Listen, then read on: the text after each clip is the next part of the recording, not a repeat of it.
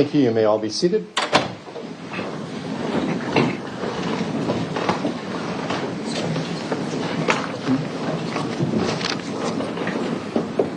All right, ladies and gentlemen, before the trial begins, there are certain instructions you should have to better understand your function as a juror and how you should conduct yourself during the trial.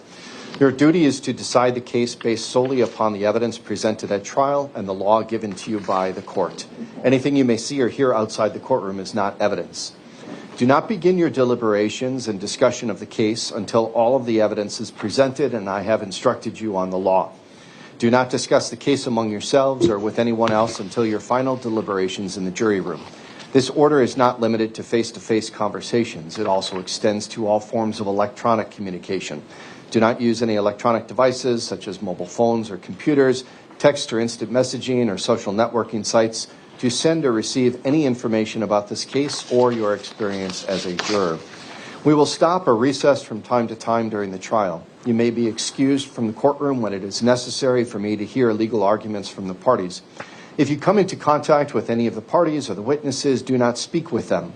For their part, the parties and the witnesses will not contact or speak with the jurors. Do not listen to any conversation about this case.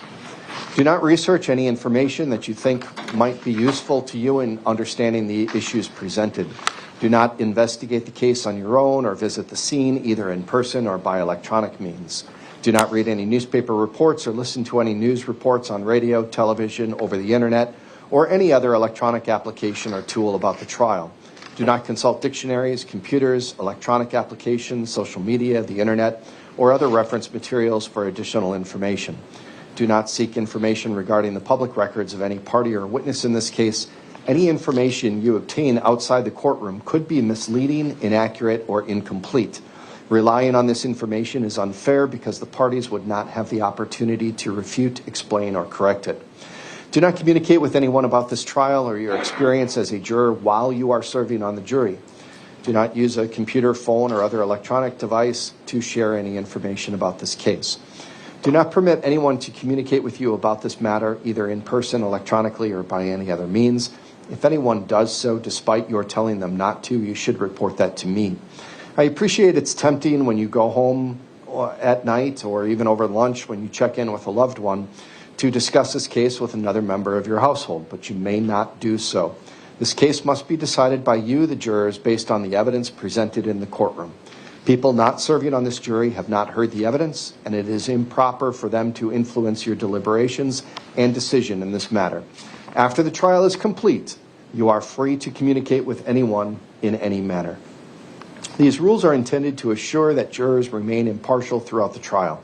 If any juror has reason to believe that another juror has violated these rules, you should report that to me.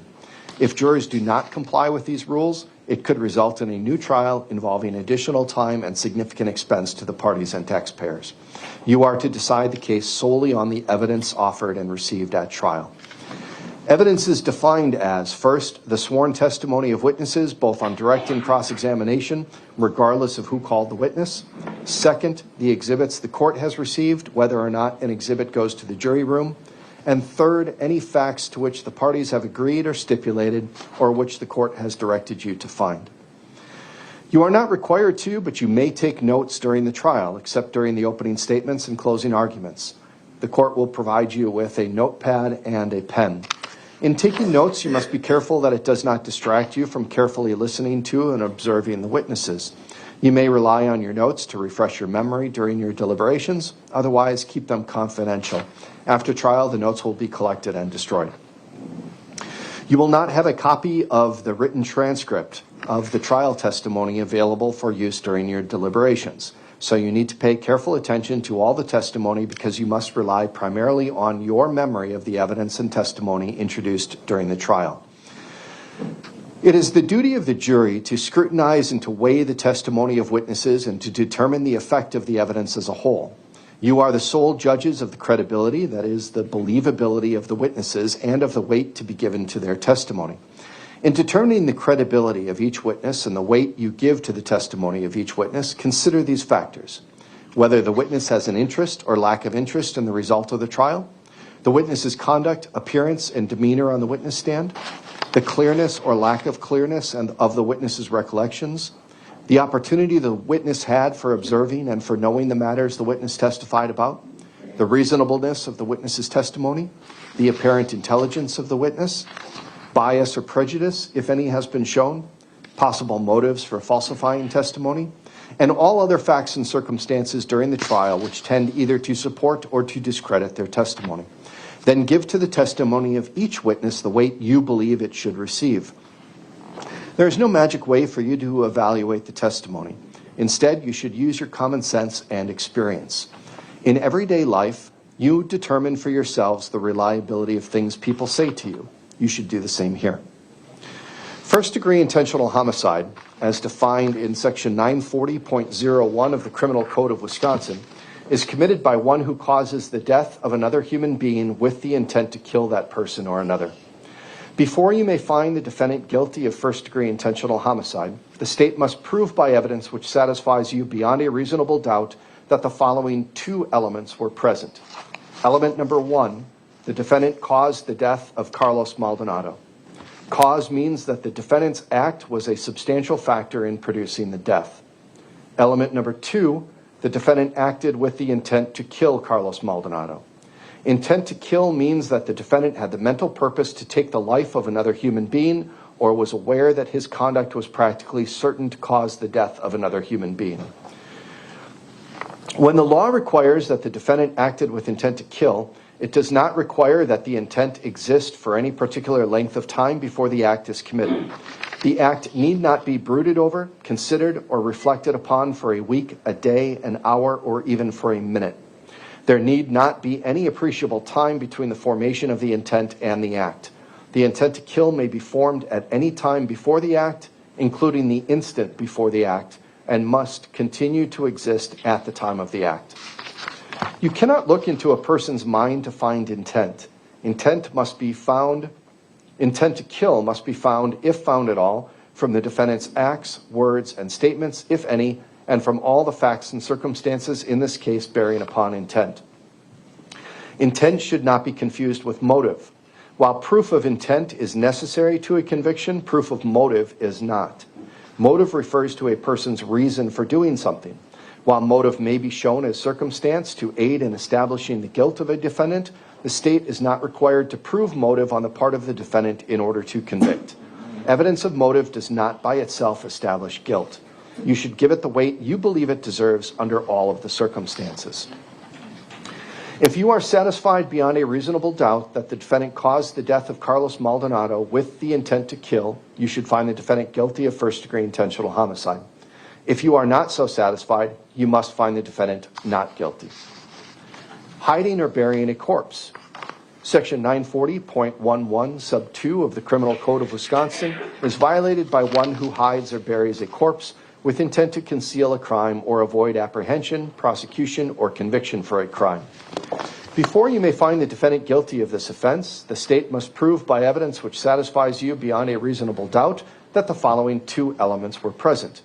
Element number one, the defendant hid a corpse. Element number two, the defendant hid a corpse with intent to conceal a crime. This requires that the defendant acted with a purpose to conceal a crime. You cannot look into a person's mind to find intent. Intent must be found, if found at all, from the defendant's acts, words, and statements, if any, and from all the facts and circumstances in this case bearing upon intent. If you are satisfied beyond a reasonable doubt that both elements of this offense have been proved, you should find the defendant guilty. If you are not so satisfied, you must find the defendant not guilty. In reaching your verdict, examine the evidence with care and caution. Act with judgment, reason, and prudence. Defendants are not required to prove their innocence. The law presumes every person charged with the commission of an offense to be innocent. This presumption requires a finding of not guilty unless in your deliberations you find it is overcome by evidence that satisfies you beyond a reasonable doubt that the defendant is guilty. The burden of establishing every fact necessary to constitute guilt is upon the state. Before you can return a verdict of guilty, the evidence must satisfy you beyond a reasonable doubt that the defendant is guilty. If you can reconcile the evidence upon any reasonable hypothesis consistent with the defendant's innocence, you must do so and return a verdict of not guilty. The term reasonable doubt means a doubt based upon reason and common sense. It is a doubt for which a reason can be given, arising from a fair and rational consideration of the evidence or lack of evidence. It means such a doubt as would cause a person of ordinary prudence to pause or hesitate when called upon to act in the most important affairs of life. A reasonable doubt is not a doubt which is based on mere guesswork or speculation. A doubt which arises merely from sympathy or from fear to return a verdict of guilt is not a reasonable doubt. A reasonable doubt is not a doubt such as may be used to escape the responsibility of a decision. While it is your duty to give the defendant the benefit of every reasonable doubt, you are not to search for doubt. You are to search for the truth. The defendant has a constitutional right to represent himself. I have advised the defendant that the same rules apply whether a lawyer acts for him or he acts for himself. The defendant has decided to represent himself, and this decision must not influence your verdict in any manner. Standby counsel has been appointed by the court to assist with the efficient operation of the trial. The defendant, though, is still representing himself. The parties will now make opening statements. The purpose of an opening statement is to give the parties an opportunity to tell you what they expect the evidence will show so that you will better understand the evidence as it is introduced during the trial. I must caution you, however, that the opening statements are not evidence. Because the state bears the burden of proof, the state goes first in most phases of the trial. Attorney Tom Bosco, you may give your opening statement. Thank you very much, Your Honor. Madam Court Reporter, can I, or Madam Clerk rather, can I please have the TVs on so I can project the PowerPoint? Thank you.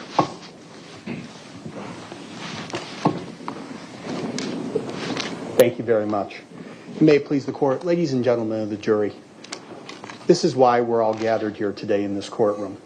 For Carlos, to figure out what happened to Carlos, because the evidence is going to show that on April 14th, 2024, this defendant, Kevin Lychwick, murdered him. He shot him twice, once in the torso and once in the center of Carlos's face.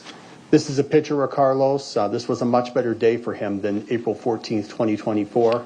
And I think it's important before we talk about the facts of this case to give you a little bit of information about who Carlos was as an individual in life before we talk about what tragically happened to him.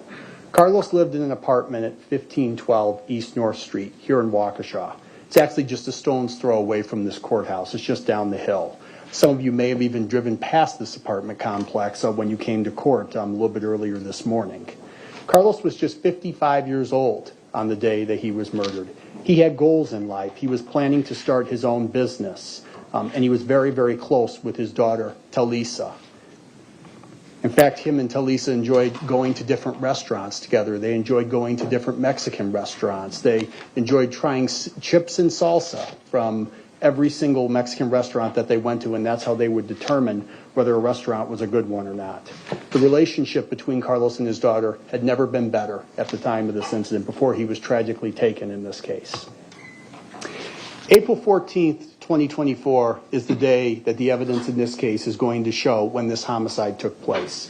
What you're going to hear is that on that particular morning, the evidence will show that Carlos got up that morning and went to a hardware store where he made a purchase. We know this because there was surveillance footage that captured him at this particular hardware store. We also know from his bank statements that he made a purchase on April 14th, 2024. We also know that after he finished his transaction at the hardware store, he returned to his apartment. And we know this because there was an apartment manager. Her name is Glenda Rose, and you're going to hear from her very early on in this case. She'll be one of our first witnesses. She actually witnessed Carlos in the garage area of the apartment complex cutting wood, and she actually greeted him. So we know that he made it back from the hardware store to the apartment complex where he lived. Unfortunately, after Glenda saw Carlos in the garage area, Carlos was never seen alive again. And despite many family members, including Talisa, his daughter, trying to figure out where he was, nobody heard from him. Talisa actually reported him missing, because it was out of character for Carlos to actually not contact his daughter. This was something that whenever Talisa called Carlos, at this point, Carlos was always very prompt in terms of getting back to her. So the fact that she had attempted to call her father and he hadn't gotten back to her, that was very suspicious. So there was a period of time in which several months nobody knew where Carlos was, nobody had heard from him. We were trying to find him. And October 30th, 2024 is when we made a very startling discovery. What happened on that day and what the evidence will show is that there was a gentleman named Nathan Poley. Mr. Poley is a resident at 1512 East North Street, the same apartment complex that both Carlos and Mr. Lychwick lived at the time of this murder. And Mr. Poley was also a maintenance worker at that particular complex as well. And so what Mr. Poley was doing on this particular day was he was doing some yard work in the wooded area behind this particular apartment complex. So to give you a little bit of a sense of what this complex is like, this is a two-level complex. There's units on the ground floor, and then there's a second level, and then there's additional apartment units on the second level. And then bordered to the back of that complex is a giant hill with some woods in the back area. So Mr. Poley was in this wooded area. He was doing some yard work, and he came across this blue tarp that you see depicted in this photo. And at first, Mr. Poley didn't think anything of this blue tarp. He thought it was just something that somebody had thrown away. But as he got a little bit closer to it, he made a shocking discovery. Underneath the tarp was Carlos's remains. And the tarp was covered, you're going to hear, in sticks, branches, and other foliage, almost as if the person who had set it there did so intentionally in order to hide what was under that blue tarp. The police get called because Mr. Poley reports what he found to the apartment manager, and the police are called, and the police respond to the scene, and ultimately Carlos is determined to be the individual whose remains were found under that tarp because dental records were able to positively identify him as such. His autopsy was performed on November 1st. There's going to be a medical examiner that's going to testify in this case for you as well. The medical examiner is going to tell you that she found trauma associated with Carlos, that she found a firearm projectile that was located attached to Carlos's scalp. There were entrance and exit wounds, and that there was a second projectile that was found under Carlos's torso area as well, and that he had an injury to his lower vertebrae that was consistent with a gunshot wound as well. Given the length of time that Carlos was missing from April to October, his body was in a very severely decomposed state. And unfortunately, we'll have to show you some pictures of that, but that's what happened in this case as well. So now we have this homicide. We have this body in the woods, and the Waukesha police are now involved, and they're investigating this. And they're at a disadvantage, that's what you're going to hear, because of the length of time between when Carlos disappears and when he's ultimately discovered. So the police are really behind the eight ball here. They have to hustle to really uncover evidence and follow leads and make sure that they're identifying the person who's responsible for this. They start to investigate. They interview several people at the apartment complex. They canvass the area. And to be frank with you, for a while there, it wasn't looking very good. They were having some difficulty figuring out who did this, what were the circumstances surrounding this. They knew it was a homicide, but they didn't know who actually was responsible for this. And then what you're going to hear is they caught a huge break. And the break came in the form of a gentleman named Anthony the Freebray. And for the court reporter, that's spelled Lefebvre. Anthony, you're going to hear, was a resident at this particular apartment complex as well. And Anthony had a trail camera. And Anthony had been given permission by the apartment complex to build a garden in the wooded hill area behind the complex.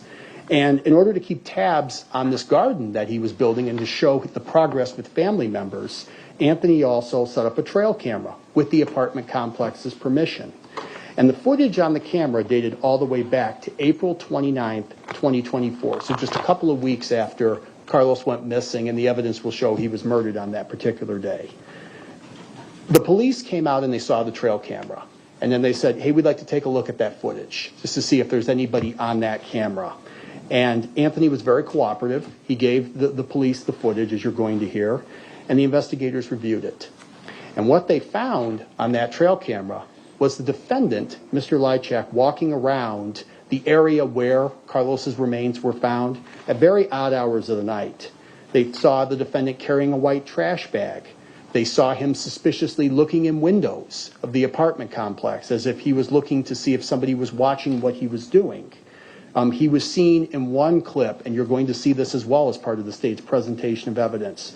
He was wearing boots. At one point, he was kicking an item off his boots after he was seen walking in the area where Carlos's body was ultimately discovered. And he also was carrying some sort of tool. We don't exactly know what tool it was because of the quality of the video footage, but he's definitely carrying a tool as well. So the police now start to look into Mr. Lychwick because, this is suspicious, right? And we're trying to see if this is the individual who's responsible for murdering Carlos. And once they start to look into Mr. Lychwick, they make many shocking and incriminating discoveries based on the evidence. So what Detective Stern and I did last week in preparation for this case is we sat down and we highlighted together, we came up with a list of what we think are going to be the most compelling pieces of evidence that you're going to hear. It's not all the evidence that you're going to hear in this case, but this is what we believe are the most compelling pieces of evidence that you're going to hear that point towards Mr. Lychwick's guilt in this case. First piece of evidence that the police found in this case was a note. The police went and got a warrant. They got a search warrant to search Mr. Lychwick's apartment to either confirm or dispel their suspicions that he may have been involved in this homicide. What they found, and you'll hear more about this during the state's presentation of testimony, was several documents that were handwritten with several quote-unquote operations listed on them. One of these pieces of paper, and you see it depicted here on this photo as well, contained information about an operation named Operation Slop Shop. You'll see it at the top of this exhibit as well. Specifically, as it relates to Operation Slop Shop, the piece of paper that was found in the defendant's apartment, where, by the way, he lives alone, he does not have a roommate, specifically names Carlos as a, quote, threat. There was an additional piece of paper as well describing another operation. This particular piece of paper indicated that Operation Slop Shop had been completed and that the threats from that first stop had been, quote, neutralized. There were additional pieces of paper as well found in in the defendant, Mr. Lychwick's apartment as well. There were several other operations listed with many other individuals. The important piece is that those individuals you're going to hear had connections to Mr. Lychwick. So if the idea is that he didn't write the note, well, you're going to hear that several of the individuals listed on these notes, again, were connected to him. And then when the police were serving the warrant on Mr. Lychwick, at Mr. Lychwick's apartment as well, you don't always get Perry Mason moments, in the middle of trial. But this case, we actually have one of them. Because when the police were serving the warrant, Mr. Lychwick was given a copy of the search warrant for his particular apartment, a courtesy copy, if you will. What we do in Waukesha County is we try not to include victims' names in court documents because they have a right to privacy. We want to make sure that we're not unknowingly exposing their name or their information to the public for their own protection. So the search warrant that was given to Mr. Lychwick only said Victim A. That's all it said, Victim A. Yet, you're going to hear that when Mr. Lychwick was given a copy of that warrant and he looked at it, he exclaimed, quote, "Carlos Maldonado, I had nothing to do with that." At that point, we had not made public the fact that Mr. Maldonado's body was the individual that we had located on the grounds of 1512 East North Street. The evidence is going to show that only the killer would have known that Mr. Maldonado was the individual who was on that grounds when Mr. Lychwick made that statement. Another compelling piece of information that we found in this case was a storage unit. Now, during this investigation, the police looked into a bunch of different things as it relates to the defendant. We looked at his purchase history. We looked at how he was spending his money to see if there was anything that was suspicious as well from an investigative standpoint. Mr. Lychwick was on a pretty tight budget. This is what we found from looking at his banking records. He was living on SSI. Yet, the evidence is going to show that on November 1st, 2024, just 3 days after we discovered Carlos's remains at the apartment complex. Remember, he was found on October 30th. So just 3 days later, what we found is that the defendant drove all the way up to the Fox Cities area. He drove to the Kimberly area, and he took advantage of a 1-month free promotion to rent a storage unit in Kimberly, Wisconsin. We know that on November 1st, from what we found in his phone, that he was spending hours searching for storage units here in Waukesha County. We know, as I stated, he was on a tight budget. He was budgeting about $50 for gas. This trip, round trip, to go from Kimberly back to Waukesha County would have greatly blown through his gas budget. Yet, okay, we know that he went all the way to Kimberly, and you're going to hear from the representatives from the U-Haul as well, and he rented that storage unit. Okay. But he didn't rent it for very long, because 1 month later, after the free month had expired, and you're going to hear evidence to this effect as well, the defendant is seen on surveillance footage going back to the U-Haul storage facility and closing out that U-Haul unit that he had rented. Again, you're going to hear from an employee who helped him with that process. You're going to hear that the defendant was in a rush. He wanted to get out of there as soon as possible, and he cleared out the entirety of that storage unit as well. And then he made his way back to Waukesha County.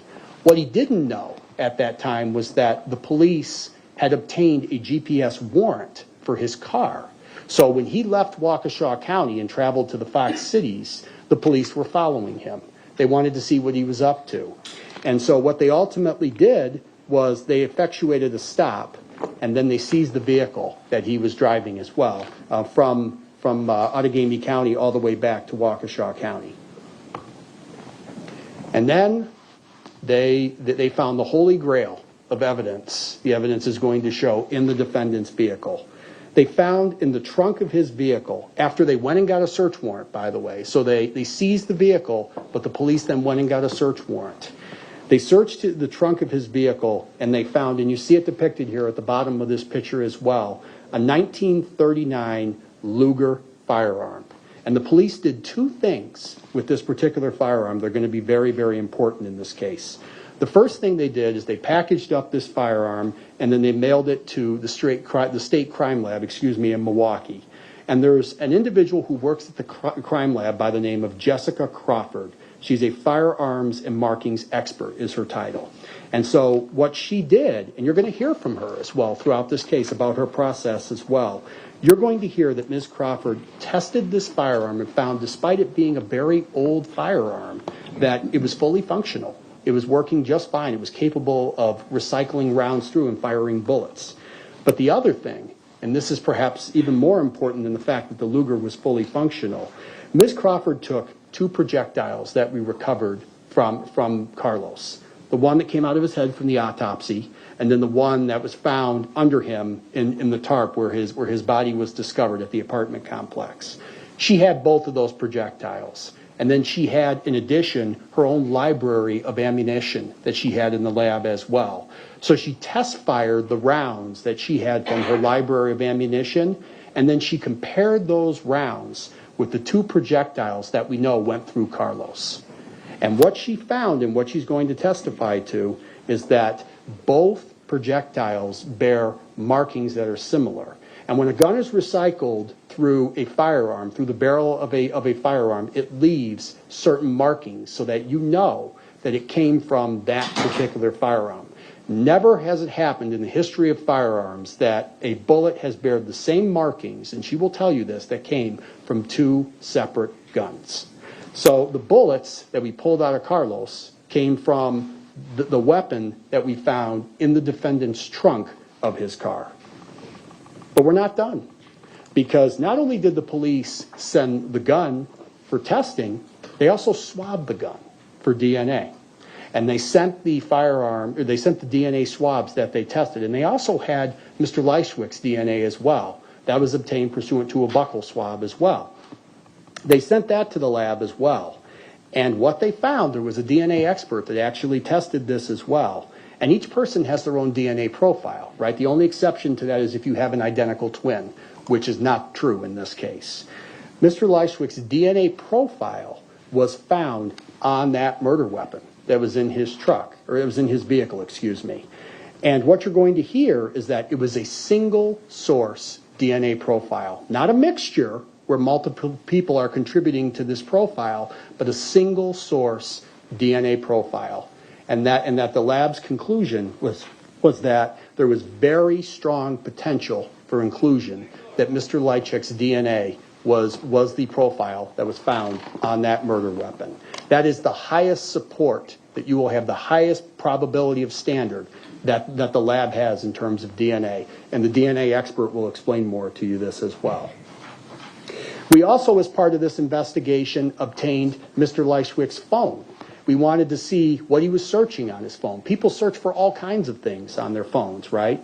And we found some very incriminating searches on his phone as well. First and foremost, a brief just housekeeping matter regarding the email address. Conrad Lychwick, you're going to hear testimony in this case that although the defendant's legal name is Kevin, he prefers to be called Conrad. In fact, you're going to hear that he would correct people when they would call him Kevin rather than Conrad. So not only do we know that this is his phone because we wrote a warrant and were able to look at what he was searching, we also know that that's his email address. And so that was associated with his phone as well.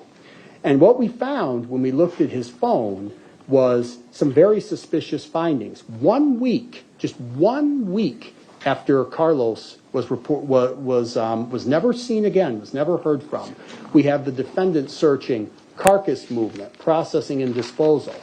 How can I dispose of spoiled food safely? Large plastic bags and where to find them. Maps of landfill in Wisconsin.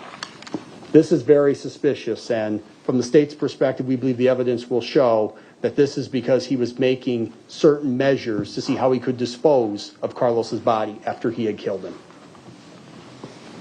And there were additional certain things on his phone that were incriminating as well.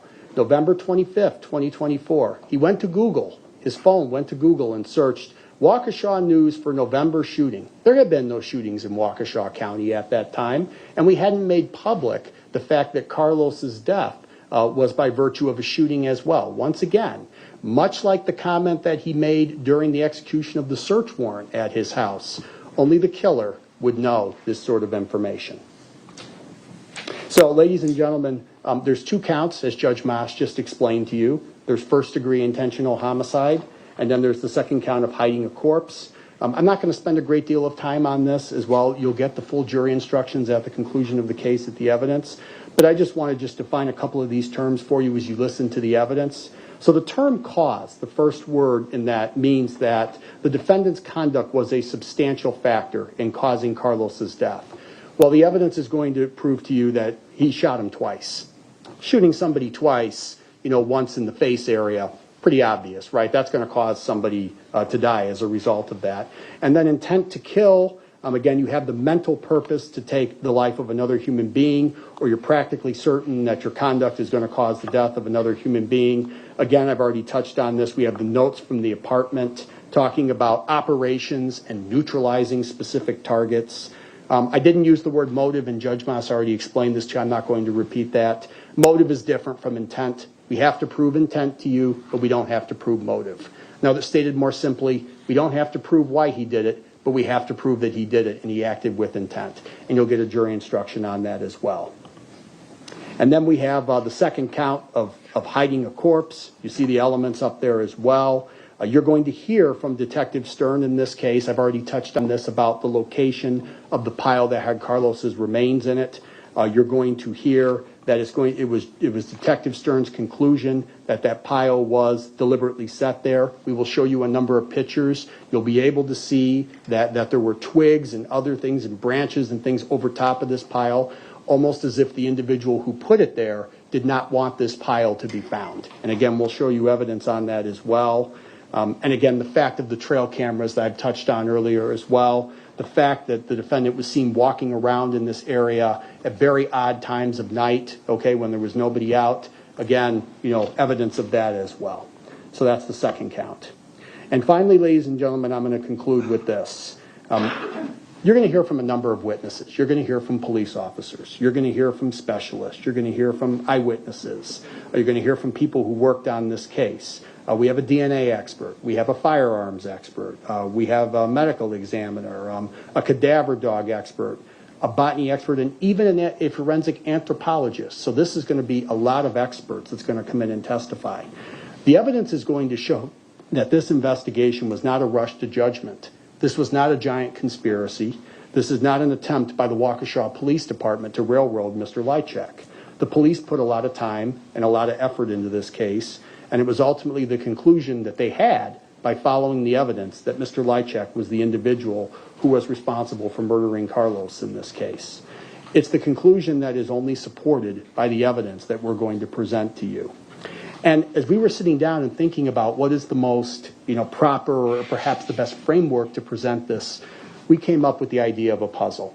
When you sit down to do a puzzle and you put the first couple of pieces in this particular puzzle, you may not be able to see, the full picture of the puzzle. But as you add pieces to it, and in this case the pieces would be the evidence that we're going to present to you, and you hear more and more about the evidence that we have and how we present it in, then you start to see the bigger picture emerges. The puzzle starts to come in full focus. And that's what this case is. So Googling, for example, how to dispose of spoiled food safely, may seem pretty innocuous. But when you consider all of the other evidence that we're going to present, what it is it shows, it's one more piece of the puzzle showing that Mr. Lychwick is the individual who's responsible for the murder in this case.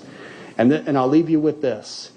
When you've heard all this evidence, and we've had an opportunity to address you in closing, and we're going to come before you and ask you to find Mr. Lychwick guilty of both of these serious counts in this case, I want you to keep in mind all the evidence that we're going to present to you. Because for all this evidence that we're going to show you, and I haven't shown you everything, right? We've just shown you some of the most compelling pieces of evidence. For all this pieces of evidence to be true, and for Mr. Lychwick not to be the individual responsible for murdering Carlos, he has to be the unluckiest man in the world. Thank you very much, ladies and gentlemen. Thank you, Attorney Tombasco. Mr. Lychwick, would you like to give an opening statement at this time? Yes, I would. All right, you may proceed. Ladies and gentlemen of the jury, quite simply, I am not guilty of this crime. I feel sorry for my poor neighbor, but I did not know him well enough to have any animus against him even, and I have never killed anyone in my life. The largest warm-blooded animal that I've ever killed was a skunk that walked in front of my car by accident years ago. I am not a killer. The police in this matter have a largely circumstantial case. I don't know how exactly they circumvene on me, but I simply did not do this. I am unprepared for this trial. I am in poor health. I was in poor health and doctoring at the time that they arrested me, and they knew that. The police have made gross exaggerations in their reports, and I do not recognize that firearm. This is the first time I am seeing a picture of the firearm used in this murder, and I do not recognize it. That was not in the trunk of my car when they stopped me. They did not have a warrant when they stopped me. Objection. The objection is overruled at this time. The warrant was discussed in the state's opening. Mr. Lychwick, though, I will remind you that you're venturing a little into argumentative territory. So I want you to just focus on what you believe the evidence will show, and you can infer arguments in your closing arguments, okay? All right. Go ahead. I caught some gross exaggerations immediately with the prosecution's opening statement here. They're telling you that Detective Stern had presented me with a copy of the search warrant, which he did when they went and destroyed my apartment. And in the search warrant, Mr. Carlos's name was on the search warrant. And I knew everyone in our building there, down at the bottom of the hill here, knew that Mr. Carlos was being looked for, that he was missing. Detective Pavlik of the Waukesha Police Department took an initial statement from me the night that they were examining the crime scene when I was returning from a social engagement. I gave my statement to him, and he asked me if I had seen Mr. Carlos around anywhere recently, and I told him, of course, that I had not. This is a gross exaggeration. I don't know how the detective can wear his badge with honor and blow something like this out of proportion and use this as an excuse to center on me in this affair. I was never walking around in the area where the poor man was found. I was never in that area. And yet the state is telling you that I was walking in the area where the poor man was found. I was not. I was never in that area. Quite the contrary. The man who discovered the body and was an initial suspect of this crime, Mr. Polly, who is now missing. Objection, relevance. Mr. Lychwick, I'm going to sustain that objection. I'm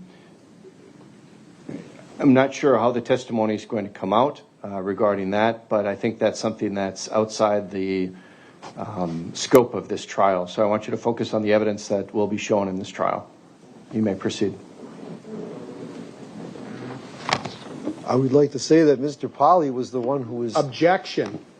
I don't know what his next statement's going to be. What were you going to say, Mr. Lychwick? You want to say that Mr. Polly is... Mr. Polly, a very suspicious character in this building to begin with, was seen quite frequently in the area where the poor man was found, where the remains were found. I object. Of this poor man. Hang on one moment. Attorney Tombosco, are you objecting to that statement? Absolutely. Why is that? Because it's contrary to this court's pretrial rulings regarding Denny evidence. Mr. Lychwick, I'm sustaining that objection. At this point, I want you to focus on the state's opening, your opening, the evidence that you believe will be presented, and I'm reminding you of the scope of some of my pretrial rulings about what can come in and what cannot come in into evidence. You may proceed.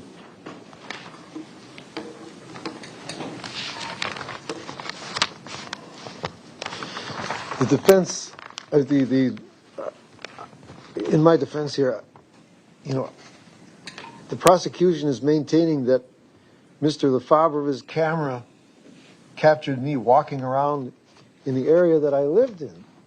I had reasons for being out the few times that I went out at night. As anybody, I'm living in a wilderness area. We're not allowed pets in my buildings. I put food out for the rabbits. I carry a rake to clean up the area under the tree where I leave the lettuce rinds that I give the rabbits. I also curious as to where the local possums that are supposed to hang out in our pine trees live. And I was accused by the prosecution here of carrying a firearm when I was out. As you'll see in the videos that Mr. Lefebvre took with his trail camera, that is not a firearm, and it has been recognized as not a firearm. And if the state maintains that it is, I will object to that because it is a flashlight in an old camera case on my belt. I did not walk around with a pistol. I did have a pistol in one of the bags that they found during their illegal car stop, and it was Objection. The objection? Again, he's violating the court's pretrial ruling. Okay. Mr. Lychwick, there were motions heard before the trial about legality and illegality of any searches. The court has made a ruling that the searches in this case were valid and they were constitutional. So I'm not going to permit arguments that the searches were not legal. You may continue. Well, the police did not have a search warrant at the time that they took my car. Objection. Again, that, Mr. Lychwick, is something that would be ruled on pretrial. It's not a trial issue for this jury to determine whether or not there was a warrant present. You may continue.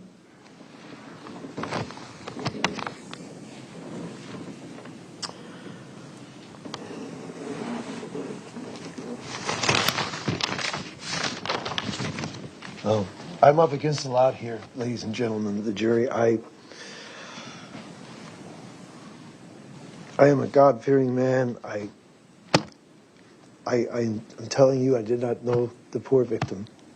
I did not even know him to where if I saw him in a store or he saw me, we would have said anything to one another. It is a 16-unit apartment building. We have multiple people living in each unit, and I have my lady friend, and I spend a lot of time away from my 16-unit building. doing my own business, minding my own business. We all are good people in that building. We mind our own business. As I told the Channel 4 reporter who interviewed me shortly after Mr. Carlos was found, and this whole thing blew over. And as I told Channel 4, Leslie Clough of Channel 4, who interviewed me, this whole thing was bizarre. Right around Halloween, they find the poor man, and nobody heard anything or saw anything.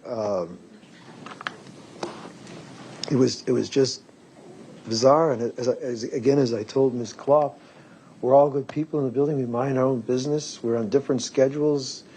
Again, as far as me and the victim go, I really never saw him that much.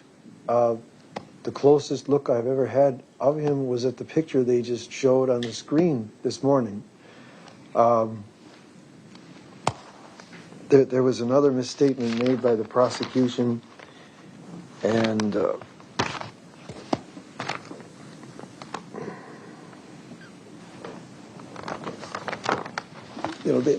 prosecution is maintaining that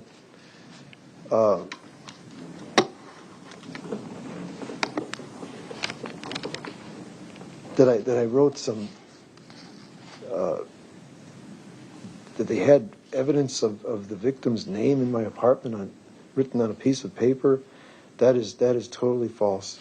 I had nothing at all with the victim's name on it. I did not know the victim that well. I'm sure he was a very nice man and everything, but I would have liked to have known him probably, but I simply did not. We were all on, I say again, different schedules, moving around on different time frames and timelines. I am acting as my own defense because... Objection.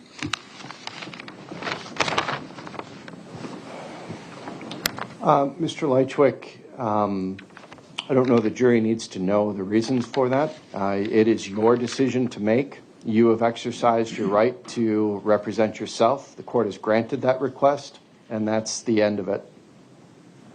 The reasons for that or behind that is not anything the jury needs to consider. It was an excruciating decision, Your Honor. Mr. Lychwick, that's not anything the jury needs to consider in trying this case. That's not for the jury to consider in their deliberations, okay? So move on, please.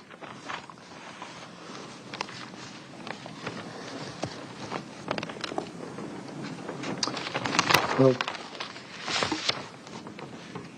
I enter these proceedings under protest as well, because I am not an attorney, and I have no access to my assets right now, and I had no access to telephone or computer. I'm objecting to this. I don't see the possible relevance to the evidence. The objection is sustained. This is all not relevant, Mr. Lychwick. You are in court now representing yourself. You are held to the standards of an attorney. And you, if you have anything else regarding what you anticipate the evidence to show in this case that's relevant, you may present that.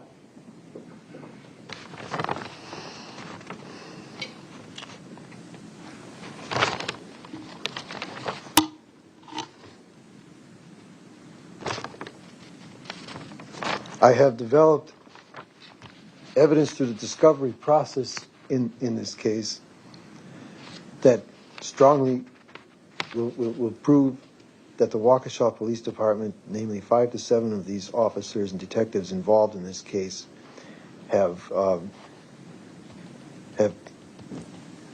compiled this evidence on their own. That they have falsely introduced this evidence against me. It is not just. It is not legal what they are doing.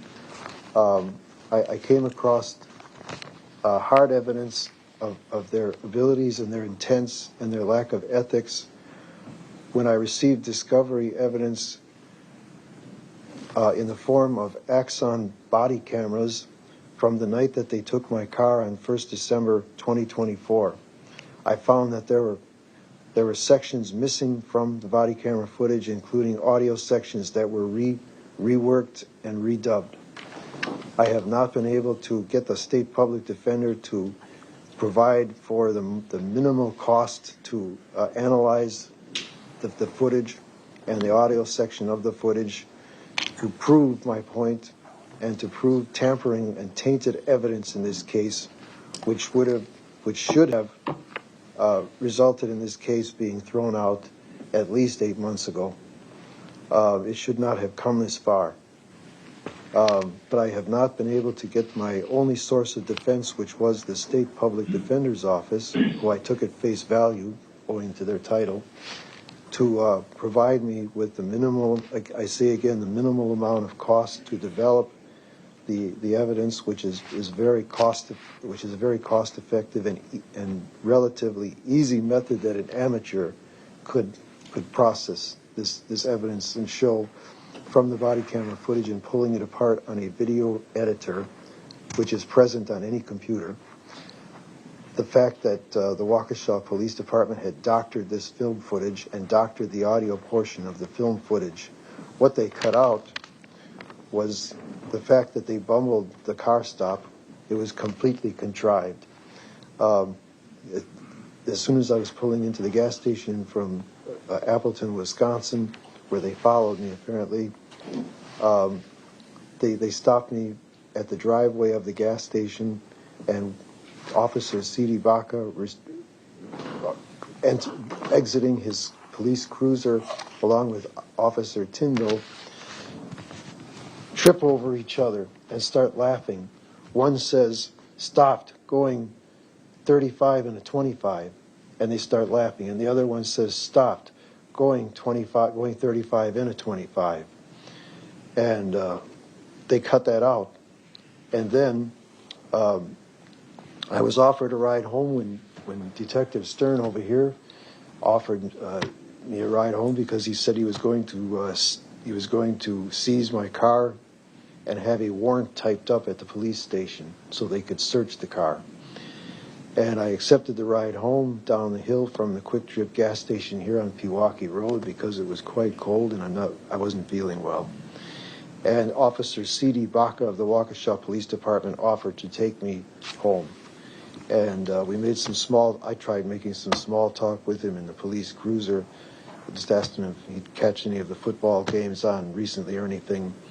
And then when he let me out of the police cruiser in my driveway, which was dark and foreboding at that hour, being winter going towards 6:30 in the evening, Officer C.D. Baca did proceed to threaten me. He stated that I had better back them up on the fact that they're stopping me for speeding, going 35 miles an hour in a 25-mile-an-hour zone, which, by the way, does not exist on Pewaukee Road in the area where they stopped me.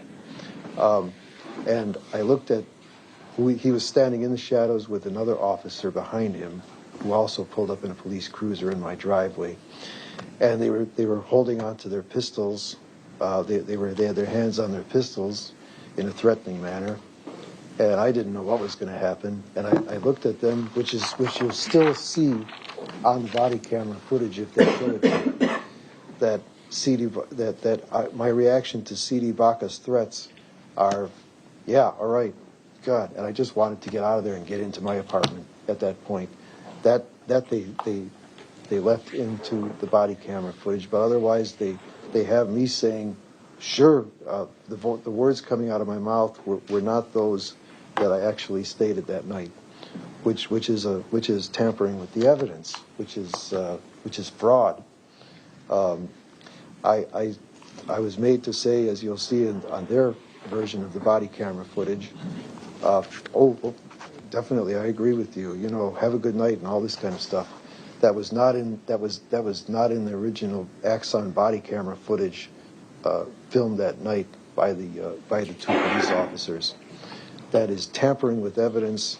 I have tried to bring that before the court. I wanted to. I have the chain of custody of that evidence here, which shows considerable attention Officer C.D. Baca's Axion body camera footage and Officer Tyndall's body camera footage.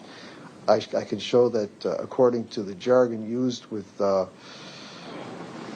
digital technology now, they call the data acquired by the filming and the audio portion of any body camera footage, and indeed many of the footage that we ourselves are prone to photographing when we use our cell phones and everything is called checksum data.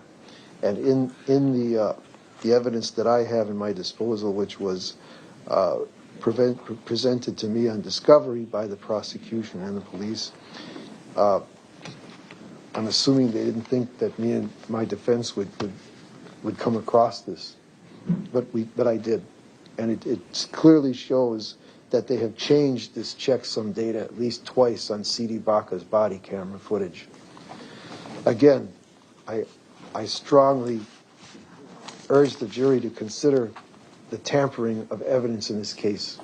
This case should have been dismissed at least 8 months ago when I discovered this evidence, which was given to me late by my first state public defender attorney, who was grossly inadequate and not providing me the correct defense that I needed, and I was forced to terminate him as my public defender. I emphatically deny any involvement in this crime. I am a law-abiding citizen. I am a good Christian of the Lutheran faith. I am a responsible citizen. I am an ex-police officer myself. I served as a security police officer in the United States Air Force.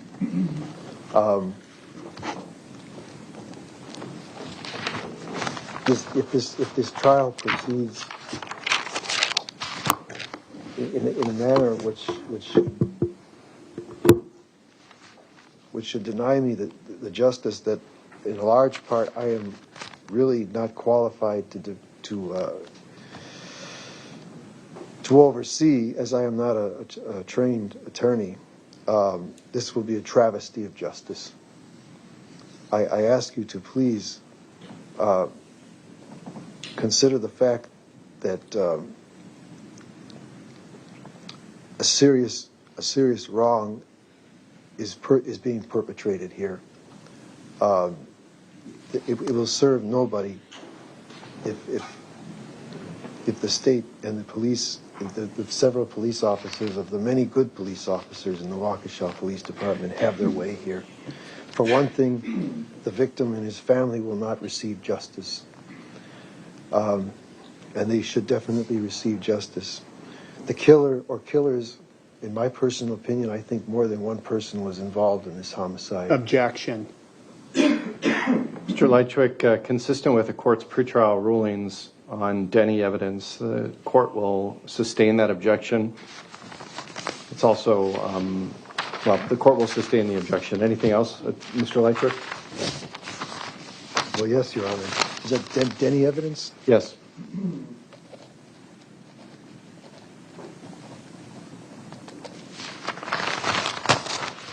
And I must ask you to consider the fact that a person is considered innocent until proven guilty in this country. And I certainly am not guilty of this crime. And if a travesty of justice is allowed to take place at the culmination of this trial, the perpetrators of this crime will be allowed to roam free and perhaps kill again. You should consider that. The police should be put on the track of whoever did this to this man again, because while I'm in custody here, the state is under the false impression that they have their man, if you will, and they're not looking for the killer anymore. That is a serious miscarriage of justice in itself. That is a serious safety issue for public at large. I ask you to please weigh that in here as well.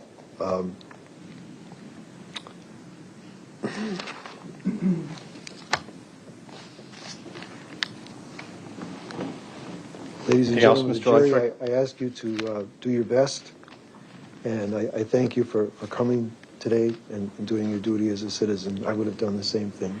Thank you. Thank you. All right, ladies and gentlemen, I will remind you that opening statements are not evidence. At this point in this case, you have heard exactly zero evidence. There's no evidence in this case yet presented to you. The only thing that's been presented is opening statements, and those are not evidence. So as you take a break for lunch, I will caution you to not discuss this case amongst yourselves. Don't come to any conclusions yet. You can certainly call to loved ones and check in and just state that you got selected for a jury. This is the trial you're on. But otherwise, don't say anything about the case so far or this process. Also, do not seek out any information on social media or news or Twitter or X or anything like that while you are on break. It is 12:27 right now. I want to give you time to take a break and get lunch. Let's reconvene at 1:40 p.m. and we should be ready to start the evidence at that time. All right, the jury.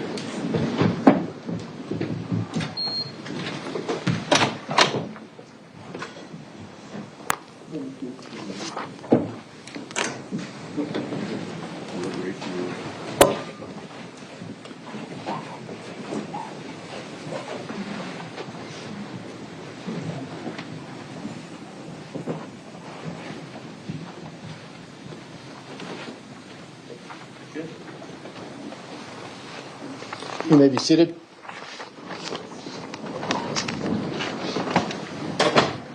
We are now outside the presence of the jury. Mr. Lychwick, I just want to caution you on one thing. You made the statement that you are here in custody. Great efforts are being undertaken here to make sure the jury doesn't consider the fact that you're in custody. So it may be beneficial to you if you try to refrain from making that known to the jury. I know the state probably was on the verge of objecting to that, but didn't want to call undue attention to it, and I didn't want to interrupt and cause undue attention to it. It seemed more of an offhand comment, but nonetheless, it is for your benefit and your protection during this case to not have the jury know that.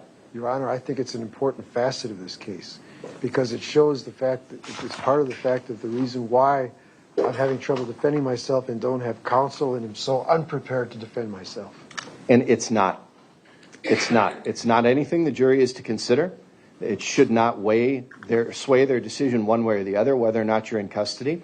And you are your attorney, and you are held to the standards of an attorney. And whether that attorney is well prepared or not prepared at all, nonetheless, the trial's going. So that is not to be considered by the jury either. Any further statements about your preparedness, this being a travesty of justice, you not having sufficient time to review discovery, things like that, I'm not going to let that go any further. That's not relevant for the jury. It's not evidence, and it has no place in the trial. Understood? With reluctance. Okay. We are adjourned until 12:40. Anything else from the state? I would also ask that the court admonish Mr. Lychwick to not make any more statements regarding his prior counsel being ineffective. That's quite frankly his opinion. There has been no finding by this court or Judge Shaneborn for the time that she presided over this case that any counsel has been ineffective. And so I think that is completely inappropriate for Mr. Lychwick to be arguing that as well. Attorney Thompson, Attorney Jones withdrew at the defendant's request, correct? That is correct. Okay. So, Mr. Lychwick, I think that's a fair point, too, that the state makes. Both of your prior attorneys withdrew at your request, and you've made the decision to represent yourself. So calling your prior counsel ineffective or saying that or implying that the public defender's office hasn't met your needs, things of that nature are also irrelevant, too. And that goes to the court's finding that you are competent to represent yourself, and I granted your motion to represent yourself. That's as far as it goes. All the jury needs to know is that you're representing yourself pursuant to the Constitution. All right, we are adjourned until 12:40.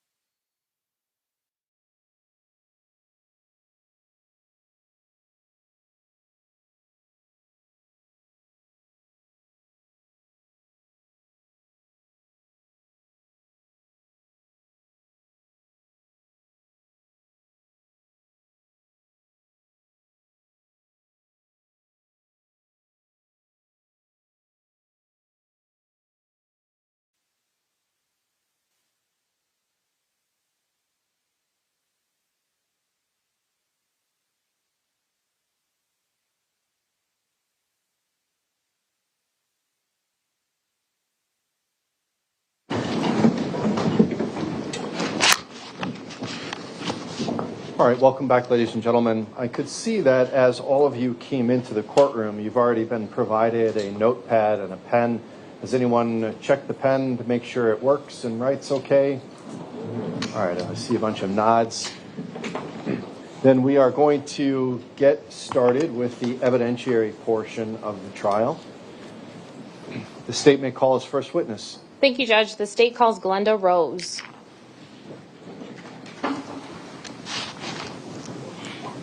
Ms. Rose, come all the way up to the witness stand right here. When you get up to the chair, please stay standing and raise your right hand to be sworn in by my clerk.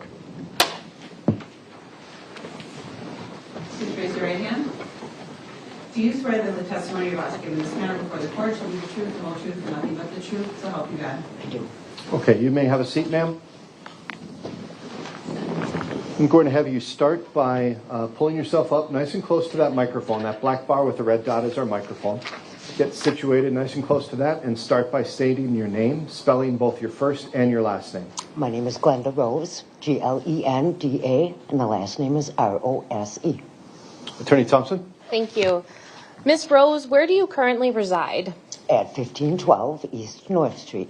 Is that located in the city and county of Waukesha, state of Wisconsin? Yes. And how long have you lived at that location? 36 years. Okay. And is that located right at the bottom of the hill here from the courthouse at the intersection of Moreland and North? Correct. And is that an apartment building or a condo building or something else? 16-unit apartment building.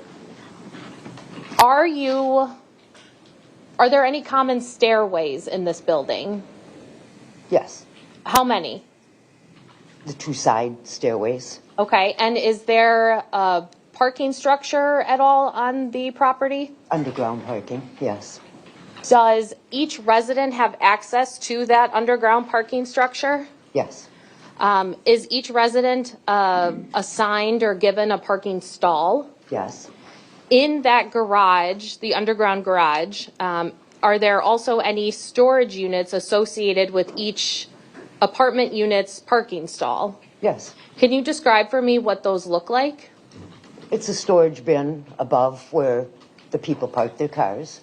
And is it created out of wooden slats or Yes. something else? Yes, I should have said that. No, that's okay.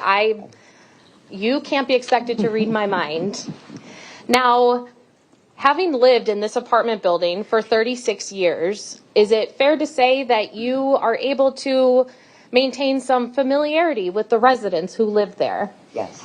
And over 36 years, you've seen residents come live there and then subsequently move out. Is that fair to say? Yes.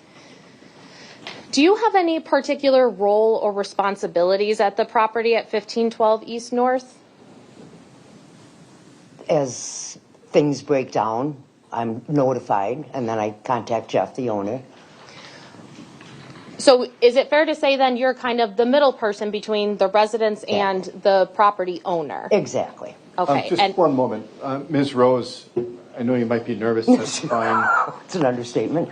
Sorry.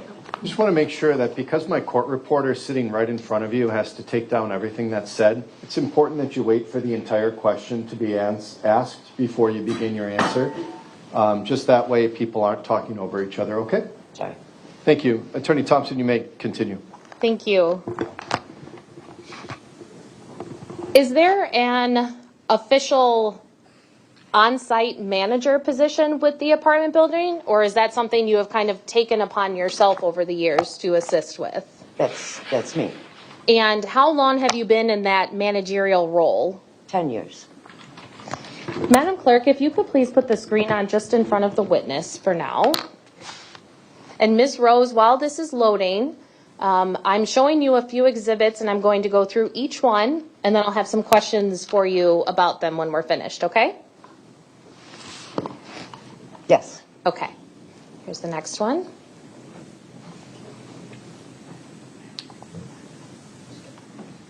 Okay. Could you show Exhibit 1 again? I don't know that the screen was up by that time. It's not on Mr. Lychwick's screen either.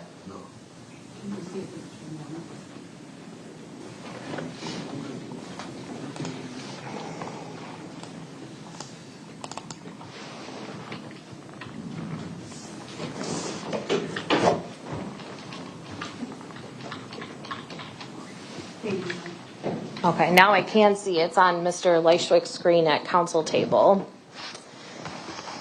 I'll go through them one more time just so everyone can see them.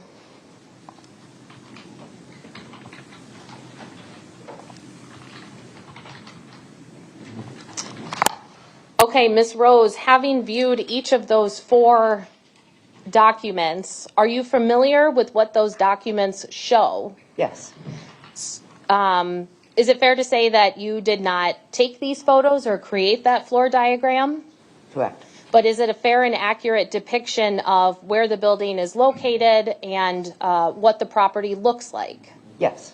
I would move exhibits 1, 2, 3, and 19 into evidence and ask to publish to the jury.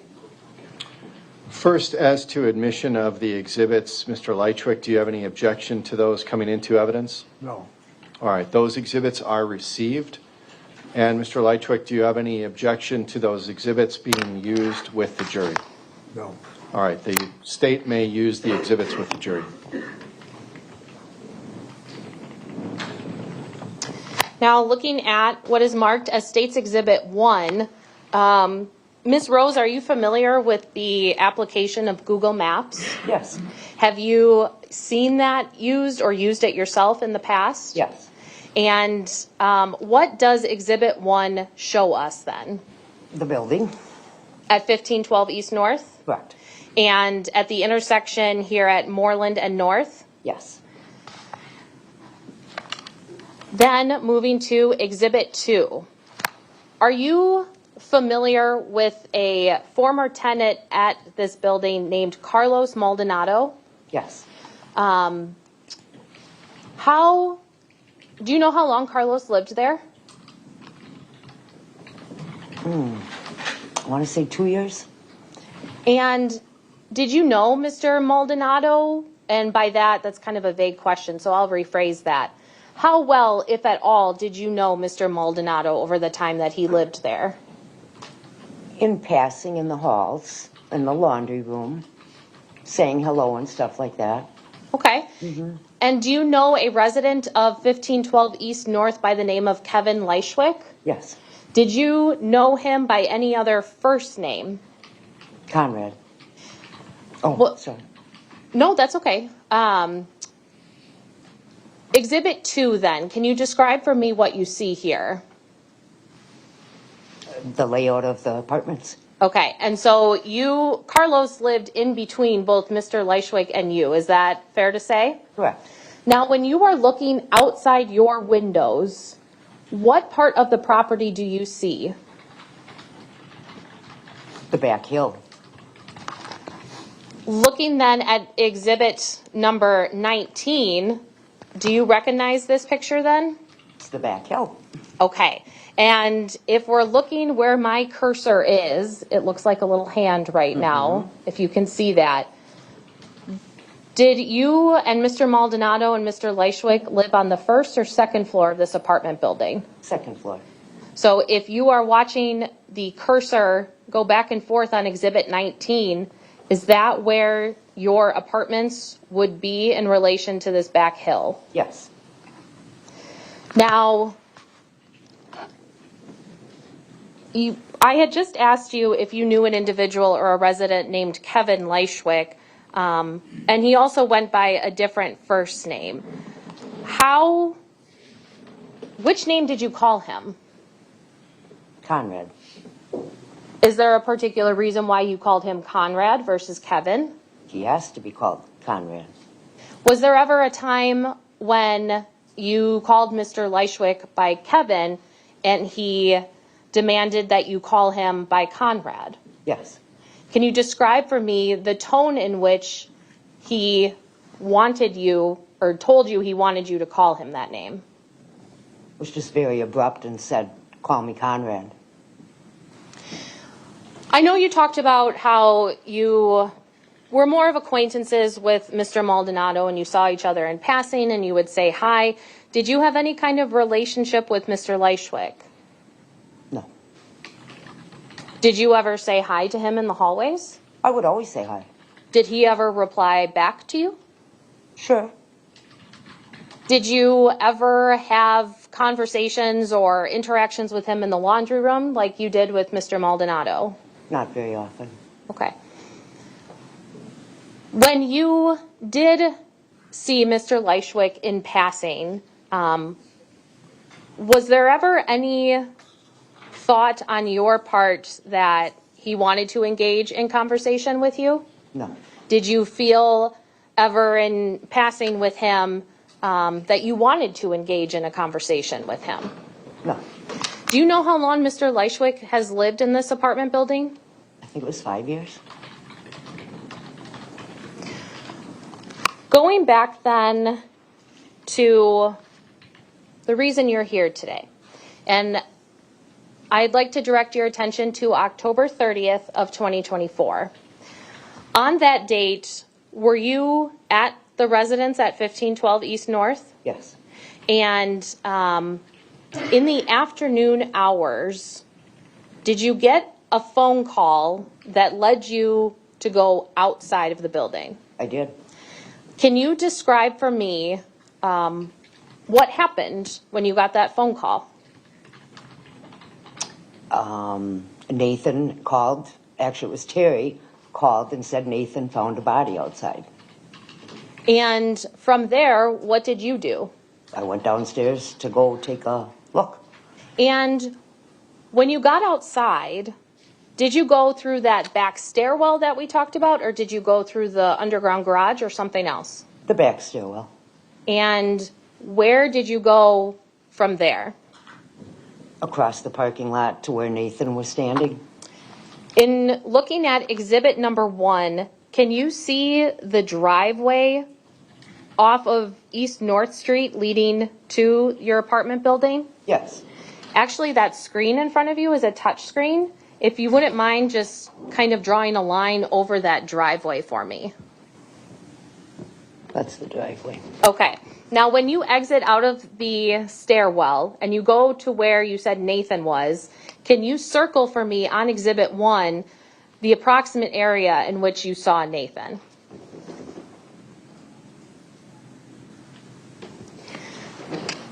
When you go up the driveway, and we can see on exhibit 1 it's slightly curved, is there a retaining wall to the right-hand side when you're driving into the underground parking structure? Yes. And above that retaining wall, is there a path? I don't know if I'd call it a path. What would you call it, please? Broken down trees and kind of a walkway. You know, I guess a path, yeah. No, that's okay. If you call it something different, I don't want to put words in your mouth. I mean, it's I guess a path. Okay. It's a walkway. And we can see on exhibit 1, this property is surrounded by trees where it's not surrounded by roadways. Is that fair to say? Yes.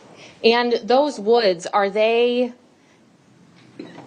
thick with vegetation and brush and bushes and trees, or is it more of a stark Thick. type of wooded area? Correct, yes. And when you go on top of that hill that we observed in exhibit 3, I'm sorry, exhibit 19. Before we change off of exhibit 1, if you don't intend for the witness to make any further markings on it, let's capture that with the witness's markings. She's drawn a green line on the driveway and a green circle to signify where she met up with Nathan.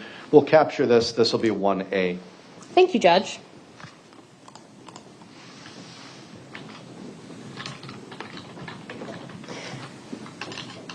Now, Ms. Rose, going back to exhibit 19, we can see the upward slope of this hill. On top of that hill area, is there also still trees and brush and vegetation up there as well? Yes. Is there a slight clearing at the top of that hill where some of the residents might do some gardening? Yes. This back area here in exhibit 19, is that open to all of the residents that live at 1512 East North? Yes. Okay. Now, you come outside, you go to where Nathan is standing, and what do you see? A pile of twigs and a tarp, and then it was opened where I could see a body. Objection. Not facts of this case. The body was found at the bottom of the hill, not the bottom of the hill, but rather at the end of the driveway. All right, the objection is overruled. The witness can testify about what she saw. If there is additional evidence through another witness, that may be presented as well. But the answer was responsive, so it's overruled. You may continue. Now, Ms. Rose, I'm going to show you what you previously looked at and what has been marked as State's Exhibit number 3. What does Exhibit 3 show? Pretty much what I found. Pretty much what you found, or what you found, or What I something found, else? Yeah. Yeah. One at a time, please. You can just finish your question. Yes. Exhibit 3, does that show exactly what you found when you walked out of the garage? I'm sorry, the stairwell, or something else? Something else. Okay, then what does Exhibit 3 show? Well, that's not how I saw it at first.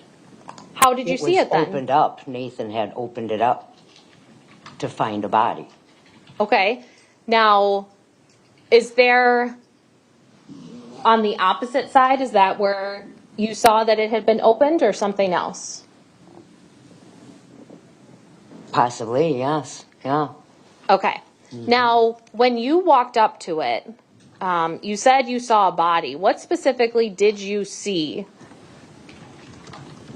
I saw the middle of a body and legs and knees and shoes.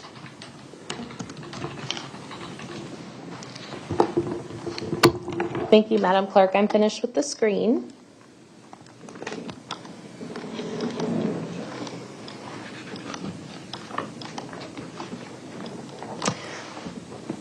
You indicated that once you were out there and you saw this pile, you saw what looked like a body. Did anyone call police? Jeff, the owner, did. Okay. And did you stay with this pile until police arrived? Yes. While you were standing with that pile, did anybody else or any other residents, or did you touch that pile or start taking off those branches? No.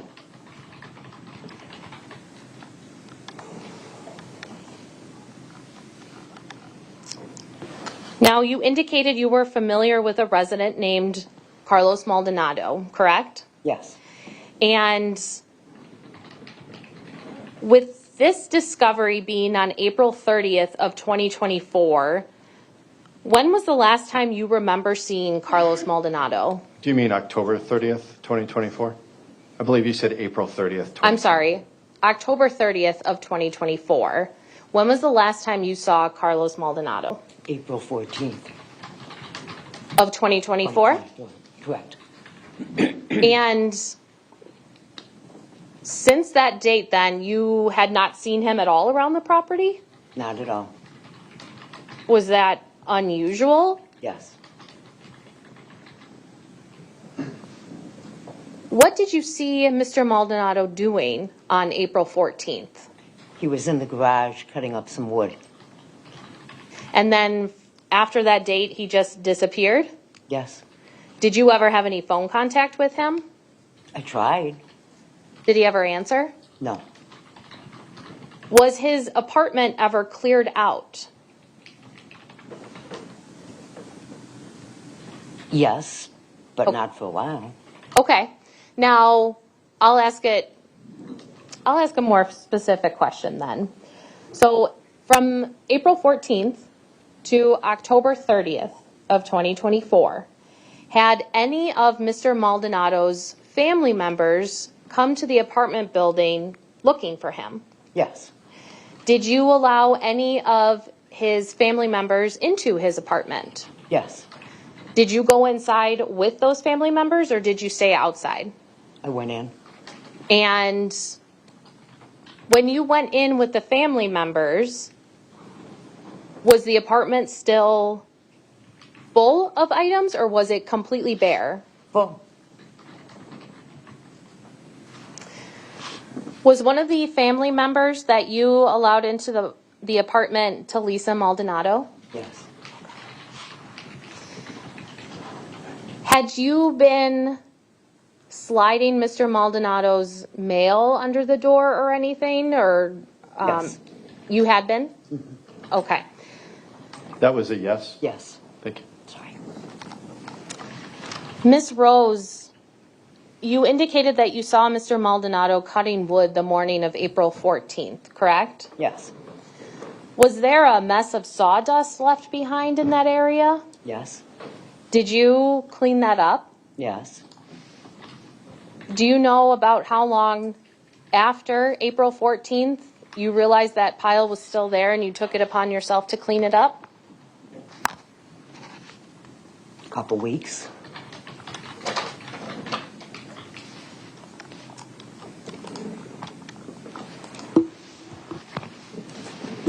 I do not have any other further questions for this witness. Thank you. All right, Mr. Lychwick, cross-examination. Yes, please. Glenda, you simply could not have found the remains of poor Mr. Carlos at the top of the hill there because he was not found there. He was found at the bottom of the driveway. Mr. Lychwick, you have to, hang on, everyone. Mr. Lychwick, you have to ask a question, okay? So you can ask her to confirm her statement about where she found the body, but this is not a time to testify about what you think the other facts are. So go ahead and ask a question if you would like. Where was Mr.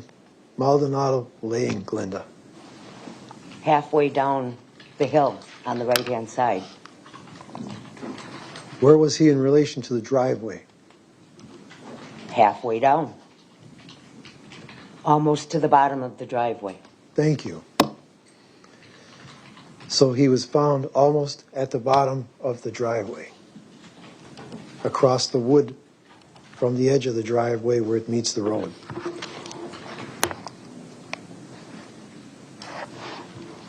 Is that correct? Asking The me? entrance of the driveway where it meets the road, Glenda. It was not close to the road. I mean, not as close to the road as what you're saying. In the middle of the hill, if you halfway down. But the hill is not to be confused with the hill that is perpendicular to the stairs that you took to get into the driveway when you left your apartment. Is that right? Right. So we are talking about then at the end of the driveway, that area. Are we not? No. How can that not be? Because the Because the end of driveway, the driveway is here, and the body was up here. The end of the driveway is the end of the driveway. This Can I was the please middle have of the the hill. diagram? Hang on. Okay, finish your answer. Are you finished? I think so. Okay, Mr. Lychwick, what were you saying? can I please have the diagram of the property again? Sure. Attorney Thompson, can you put up exhibit number 1, please? Yes, I will.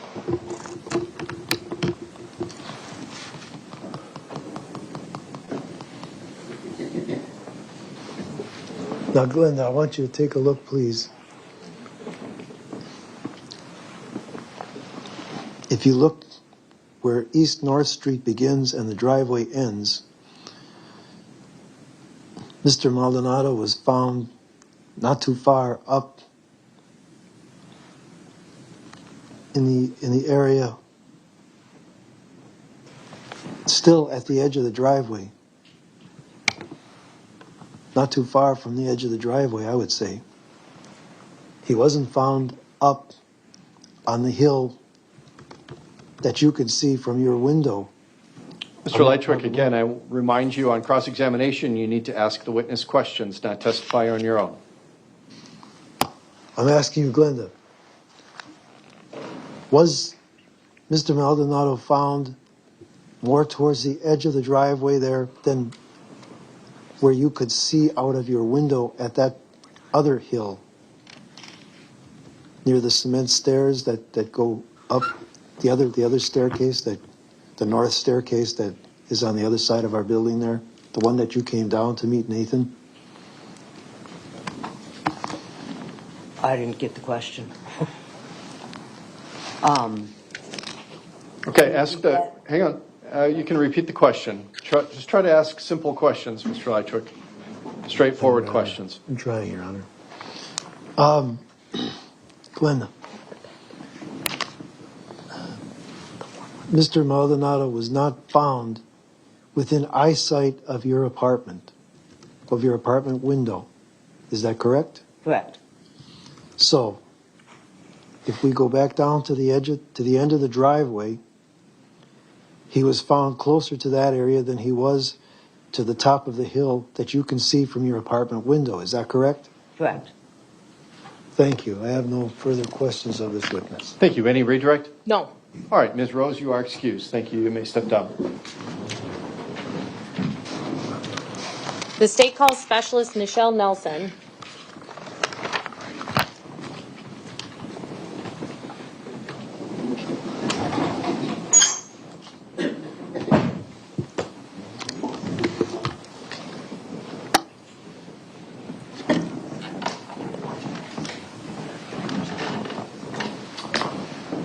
All right, ma'am, you can come all the way up to the witness stand. When you get up to the chair, please remain standing and raise your right hand to be sworn in by our clerk. Do you swear that the testimony you're about to give in this matter before the court shall be the truth, the whole truth, and nothing but the truth, so help you God? I do. You may have a seat. That black bar with the red dot in front of you is our microphone. Get yourself situated nice and close to that. And start by stating your name, spelling your first name and last name for the record. Nichelle, Nichelle, Nelson, Nelson. Ms. Nelson, how are you employed? As a specialist for the City of Waukesha Police Department? As a specialist, are you also a sworn law enforcement officer? Yes, I am. How long have you been a sworn law enforcement officer in the state of Wisconsin? Currently in my 29th year. What is the difference between an officer or detective or a specialist, which you are? It's a promotional process from an officer to a specialist.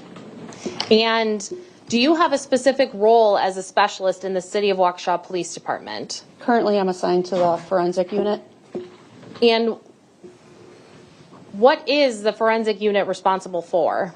Currently assigned to process crime scenes, in charge of our property room, fingerprints, and making sure things get sent to the criminal bureau for identification purposes. To be a crime scene technician, do you have to go through any specialized training outside of that standard police academy that we're all used to hearing about? Yes, additional training including forensic or basic evidence technology schools, as well as some additional courses that we choose to, such as maybe a death investigation course or additional photography courses. Have you been to a death investigation course? Yes. More than one? I just believe I took one course. Okay. And as a crime scene technician, do you have to do any kind of continuing education? We do throughout our career. Sometimes we attend the State Crime Lab, puts on a once a year training, and sometimes we attend that.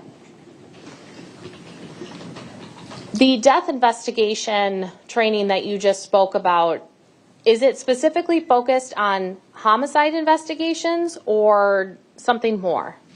It's a variety of death investigations, so not just homicide. Okay. Now, do you have another specialty within the City of Waukesha Police Department? I also have a canine. He's an electronic search detection canine. And what's his name? His name is Canine Riker. When it comes to crime scene investigations, is it fair to say that each person or each law enforcement officer that responds to the scene has a specific duty or role assigned to them? Yes, but I would also say that we also work in collaboration with each other. Okay. What would be the purpose of having individual roles for each person? We're able to divide up tasks and get things done more efficiently. When you arrive at a scene, and let's specifically focus on a death investigation, what is one of the first things that law enforcement will do in terms of protecting the integrity of that scene? First thing we would do is we would like to make sure the scene is secure. Make sure that nobody outside of law enforcement comes into that scene. Is that generally where we see that yellow crime scene tape around the area of the investigation? Correct. And then to take it one step further, we also have red tape that sometimes breaks it down even to a smaller area. Is there an officer who is assigned to keep a log of everyone that goes in and out of a crime scene? Yes. Are there times where, as a crime scene technician responding to a death investigation, you may not know if the death is suspicious or not at that time? Yes. When you are responding to the scene as a crime scene technician, and let's say your role is to take photos of the scene, is there a methodical way in which you do that, or do you just randomly walk around and take pictures? I generally start large, and work small. And why do we do that? So that you can generally gather what you're focusing on so that you can see the overall photos of what you're taking that picture of, and then generally then you can focus in on exactly what you're looking at. Okay. And what is the importance of taking photographs at a crime scene? Once we leave, we can never get that crime scene back. So we have to see the crime scene as it was when we get there. If you are searching, let's say, a vehicle as part of your training and experience as a crime scene technician, do you just start opening doors and taking things out, or is there a different way in which you do that? No, we would also photograph that vehicle prior to doing any search of that vehicle. As a crime scene technician, are you ever responsible for, once photos are taken of an item on scene, placing that item into police property or inventory? Yes. And is there a particular way you are trained in taking items from a crime scene and placing it on property inventory? Depending on what type of item it may be, it would go into paper or plastic. Those items would stay in my care or possession until I would place those items onto our property management system, which is Phoenix Property. And when I say placing an item onto police property, is it just a big property room, or can you describe for me what that is? So our logging system is that I would actually take it back to the police department. It may require additional photographs of that item close up. It then would be packaged. We then create a report, and from that report, a label gets generated and placed onto that individual item. Does the property room at your police department at the city of Waukesha, does that allow everybody inside, or are there only particular people that have access to that room at any given time? It has restricted access. Myself, my two partners that I work with, our clerk and our two computer forensic also have access to it, as well as our boss. When we're talking about items located at a crime scene, do you know right away if that item has evidentiary value? Not necessarily. Are there times where you seize items that you might want swabs taken from? Yes. And when I say swabs, what would be the purpose of swabbing an item? For DNA. And are there ever times where you take items where you might want to process that item for fingerprint analysis? Yes. When you are taking these items and when you're processing a scene, are you wearing gloves? Yes. Is there any other protective gear of that nature that you wear on scenes, or does that depend on the scene? It depends on the scene. When you are photographing a scene, are there department-issued cameras that you use? Yes, we each have our own department-issued camera. And is there a particular way that you label each photo that you take from a scene? Yes. How do you do that? Mine have my initials of NMN, and then they're labeled sequentially. Every time you finish at a scene and you go back to the police department with any property that you may have packaged, Do you empty that SD card on the camera, or is it just, there could be multiple scenes on a camera at once? That would be uploaded. I save it on my computer. I upload it into evidence.com, our retention system for digital evidence. Once I know that they have all been uploaded, I then format that SD card. What do you mean by format that SD It would card? erase all the images from that particular scene, and then it would start back when I go take photos the next time at 001. Okay, so you're not going to run into a situation where you have photos from two different scenes mixed into one? No. I'd like to direct your attention, please, to October 30th of 2024. On that date, were you already on duty? I was. And were you called to a scene at 1512 East North Street? I was. What was the reason for that call? We got a call that there was possibly a body A body? in a tarp. Under, Okay. Sorry, go ahead and That's okay. finish. Under some brush. Now, when you arrive on scene, do you immediately go to that area? We didn't initially approach it. We saw it from a distance. And why did you stay back from a distance versus immediately go to that area? We didn't know if there was possibly evidence around where the possible body was. So that was intentional. Correct. Once you arrive on scene, what is the first thing that you do? I spoke to one of the detectives that was there, Detective Condon, advised him that I was going to start taking photographs of the scene. And at this point, did you know what kind of death investigation this was? I did not. We've talked about the purpose of taking photos and preserving the scene the way in which it presents itself to law enforcement at that time. Where did you start taking photos on this property? I don't recall if I went to the top of the hill to start or if I started down in the parking lot. Okay. And can you, when you start taking these photos then, do you kind of follow a path through the property so you can almost follow it through your photos? Yes. And you start with the overview of the property, is that correct? Yes. And then do you make your way back to this pile where the body was reported to have been found? Correct.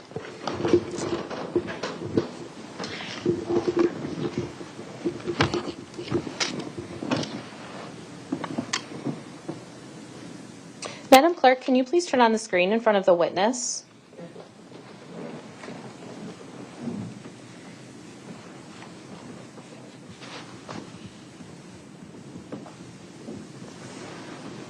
Okay. Specialist Nelson, I am showing you a 52-page PDF packet that contains exhibits 3 through 54. Had you reviewed the photos you took of the scene at 1512 East North prior to your testimony today? I did. And were they a fair and accurate depiction of the photos that you took on October 30th of 2024? They are.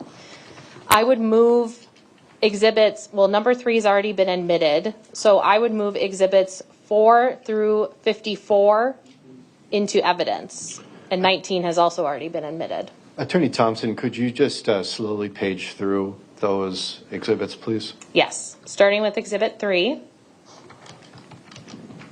Go ahead. You can do it. I shouldn't have said slowly. You can moderately scroll through the pictures, please.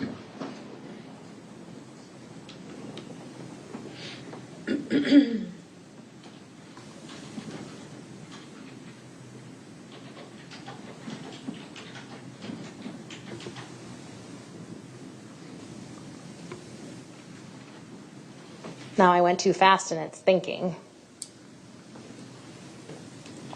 That's fine. You can let it catch up. I think 25 was the last one that was really buffering.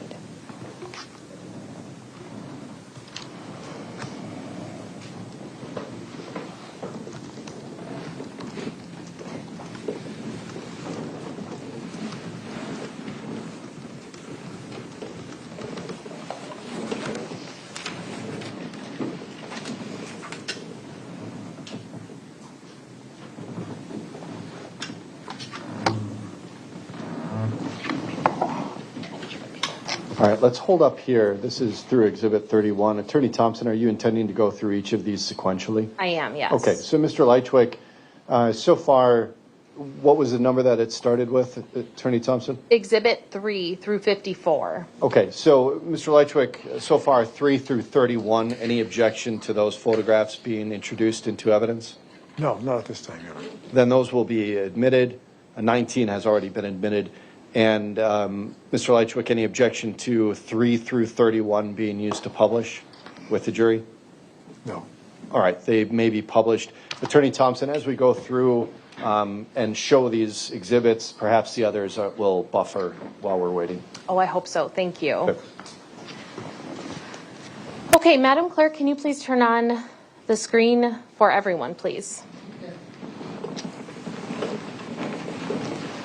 Now, Specialist Nelson, looking at exhibit number 3, is this the possible body in a tarp that law enforcement was called to investigate? Yes. Exhibit number 4, tell me what exhibit 4 shows. A different view of the same photo from farther away. Now, I'm showing you what's previously been marked as exhibit number 1 and received. So when we compare exhibit 1, which is a Google Map overview of the property, and exhibit number 4, where are you standing in exhibit 4?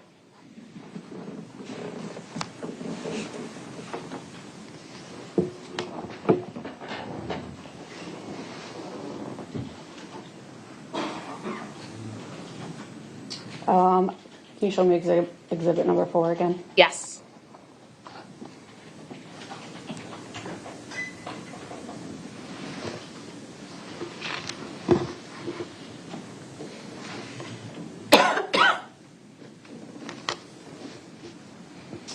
I'm not sure if down here is the pathway from the driveway that we walked up, if that's the bottom of the path. I think that is. Okay. So I was looking up the hill, I believe.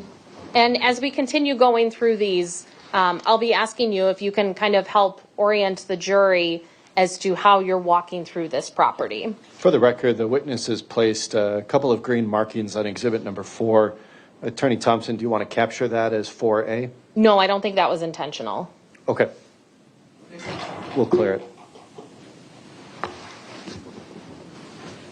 Moving on then to exhibit 5, are we starting to get closer to the pile of the branches and the tarp? Yes. Now, exhibit 6, obviously we don't see the blue tarp anymore, so have you switched your positioning as it relates to this pile of sticks? Yes. At this point, are we continuing to go further away from the driveway to the top of a hill area in the back of the building? That would be correct. Exhibit number 7, what are we looking at here? More towards I'd be facing towards North Street. So once again, I'm at the top of the hill looking down. Okay, and up here where my cursor is towards the top and middle of exhibit number 7, is this the driveway of the apartment building? Correct. And is that maybe one of your detectives right there speaking with someone? Yes. Okay, now moving on to exhibit number 8, what are we seeing here? Another view of the pile. And why are you taking so many photos of the pile? Just to get different angles and just in case I didn't capture something in one of my other photographs. Moving on to exhibit number 9. What is this? I went around the back side of the pile looking more now towards kind of like the garage of the apartment building. Okay, and these wooden planks here, if you're following my cursor to the top left of exhibit number 9, is that kind of like a retaining wall? Yes. Moving on to exhibit number 10, where are we now on the property? They had like a garden area near the top of the complex, and there was different piles of debris and branches up there, so I went up there and photographed that area as well. Were there any other tarps or bodies under these sticks? Did not locate any. Okay. Exhibit number 11, what is this? More of the debris piles near the garden area. Exhibit number 12? More debris in the garden area. Exhibit 13 then, what is this? The garden area. Is this a pretty wide area at the top of the hill? It is. Where are you in this angle of exhibit number 14? You can kind of see in the background there the apartment complex. If I draw in here, that's the apartments. So kind of looking down towards the apartment complex. Okay, and I do not need that to be captured. Okay, it'll be noted that the witness placed a green X near the center of Exhibit 14, but we will not capture 14A. Thank you. Now looking at exhibit number 15, are we still at the top of the hill here? Yes, Have we started coming down the hill back towards the apartment building? I believe so. Okay. And these logs that we see, they appear to be in a square shape. Is that fair to say? Yes. Is this, well, actually, no, strike that. Moving on to exhibit 16, what do we see here? I think that was the beginning of the garden area. And exhibit 17? Just a marker from my purposes to kind of give a demonstration or a location as to where I was photographing. This one doesn't have a number, but it should be exhibit number 18. What are we looking at here? The back side of the apartment complex, the hill up, and if you were to look straight ahead through that, that would be Westmoreland. Okay. And exhibit number 19 has previously been admitted. What are we seeing here? The back side of the apartment complex, and you can see the garage door that's open. Okay, and that garage door leads out to the driveway that leads out to north. Is that correct? Yes. Okay. Now exhibit 20, what are we looking at here? The top of the hillside. And exhibit 21, have you continued coming further down the hill? Yes. And right where my cursor is at the top of these concrete stairs, is that a common doorway into the apartment building? I believe so. And exhibit 22. Just turned around from where I was and took a photo up to the top of the hill. Now that you have completed a kind of overview of all the different areas of the property, did you then come back to the area in which the body was reportedly found? Yes. Okay. Now, exhibit number 23, what are we seeing here? A close-up of the blue tarp.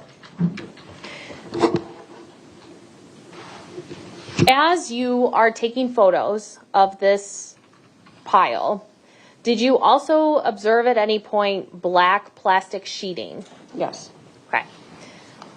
When you are taking these photos, have you touched any of these branches or anything yet?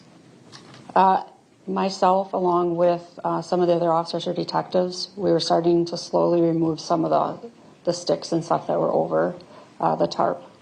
And as you started slowly moving those sticks off, were you taking photos as you went? Yes. Did there come a time where you stopped taking sticks off of this pile? Yes. When? I observed twine or rope, and I also observed what I thought to be shoes at one of the ends, and I took my gloved hand and tapped the bottom, and I felt a shoe, and at that point I told Detective Condon that I felt that we had a body wrapped up. Once you tapped and you felt what you thought was a shoe, what did you do next? I advised Detective Condon that we needed to contact the medical examiner. And was the medical examiner's office contacted? Yes. And subsequently, did an ME's office investigator and Dr. Scheel arrive on scene? Yes. While you were waiting for the medical examiner's office, Did you continue moving the branches or unwrapping the tarp? No. Okay. Once the ME's office arrived on scene, what process started or continued? We can continue to remove branches from the tarp. We worked in conjunction with them with photographs and removing items. They maintained custody of any items that they thought was relevant. When you're looking at a scene such as this, you talked about earlier how you don't always know what items are relevant in an investigation. Is that fair to say? It's fair to say. And actually, no, I'll continue on. So moving on to exhibit number 24. What are we seeing here? You can see part of a black bag as well as some rope. Is this the area you were when you tapped what you thought was a shoe? I couldn't be for certain with this photo. Okay, that's fair. Moving on to exhibit number 25. Are we standing further back from the pile? Yes. Okay. Oops. Now, exhibit number 26. Have some of the branches and vegetation been moved back off of the tarp? Yes. Exhibit number 27. What kind of angle are we looking at here? I'm probably standing a little bit closer and maybe a little bit more like over to get a more direct downward shot at the... Okay. And if we look on the left side of exhibit number 27, where you see my cursor here, what part of the body was this part where my cursor is? That would be where I thought I felt shoes, where I saw shoes. Moving on to exhibit number 28. What are we looking at here? An overview. Are you seeing at this point any other ropes or twine that you talked about earlier? Do you want me to mark? I would love it if you could circle each twine that you see, please.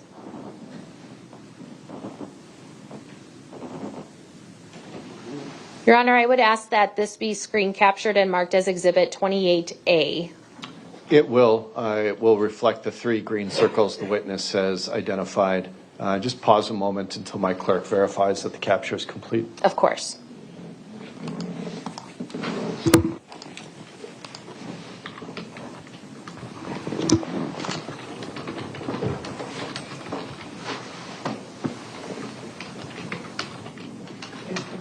All right, you may proceed. Thank you. Moving on then to Exhibit 29. What, if anything, of evidentiary value do you see in this photo, Specialist Nelson? Just some rope that's up in here. Okay. At this point, when you start removing the branches, I do not need that screen captured. All right, it will reflect that the witness did indicate to the right of the picture on Exhibit 29. We can clear that.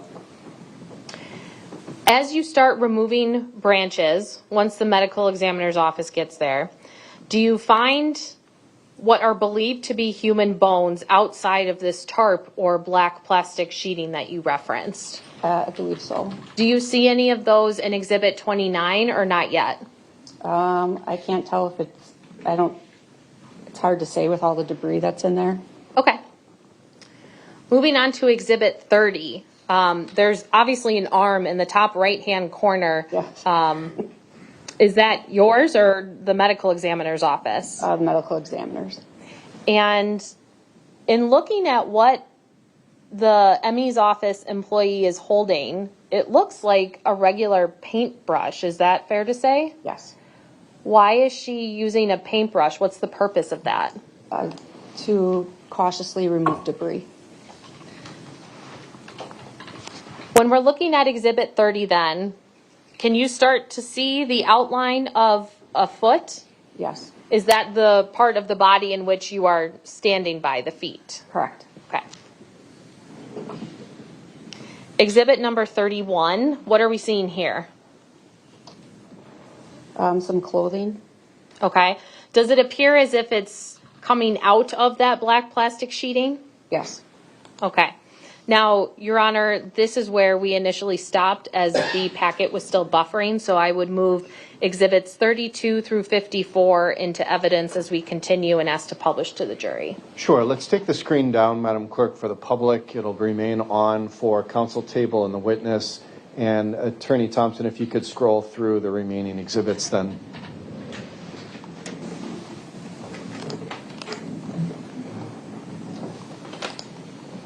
This is going much faster.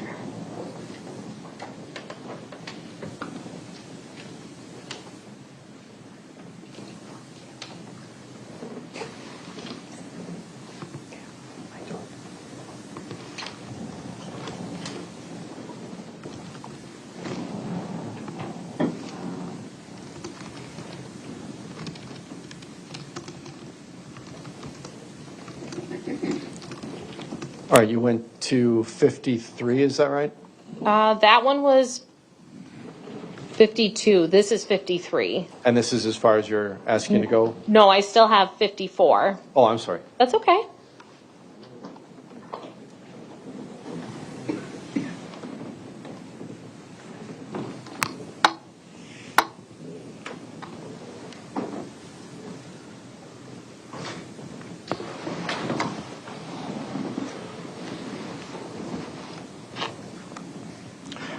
There we go. The state has moved for admission of 32 through 54. Mr. Lychwick, do you have any objection to those pictures being received into evidence? No. They will be received. And any objection to publication of those exhibits with the jury, Mr. Lychwick? No. Then they will be able to be used with the jury.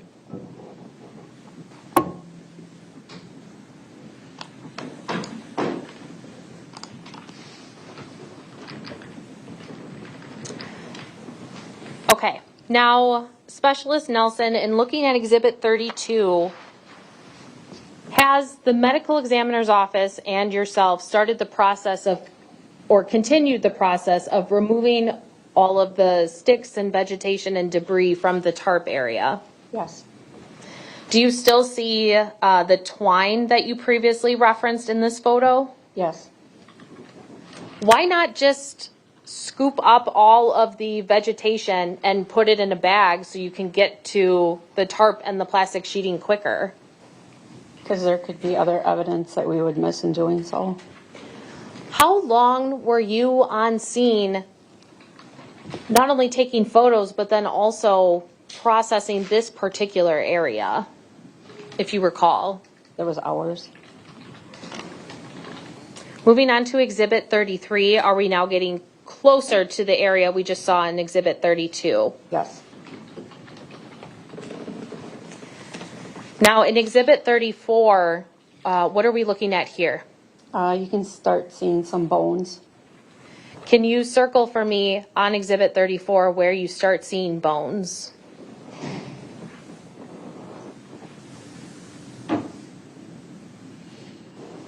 I would ask this be screen captured and marked as Exhibit 34A, please.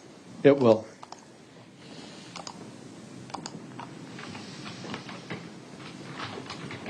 Thank you. Now, when we were just talking about how you can't just scoop everything up because you might miss something, based on where these bones were, would they have possibly been in that big vegetation scoop that I just referenced? Probably not. You would have felt them, or? We may have missed them. Okay.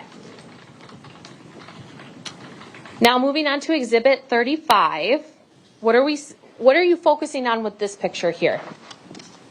The twine and the knot.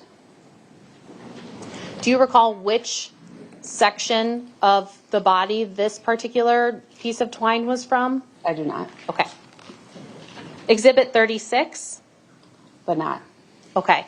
Now, did there come a time at the medical examiner's office where the twine was removed from the tarp and the plastic sheeting?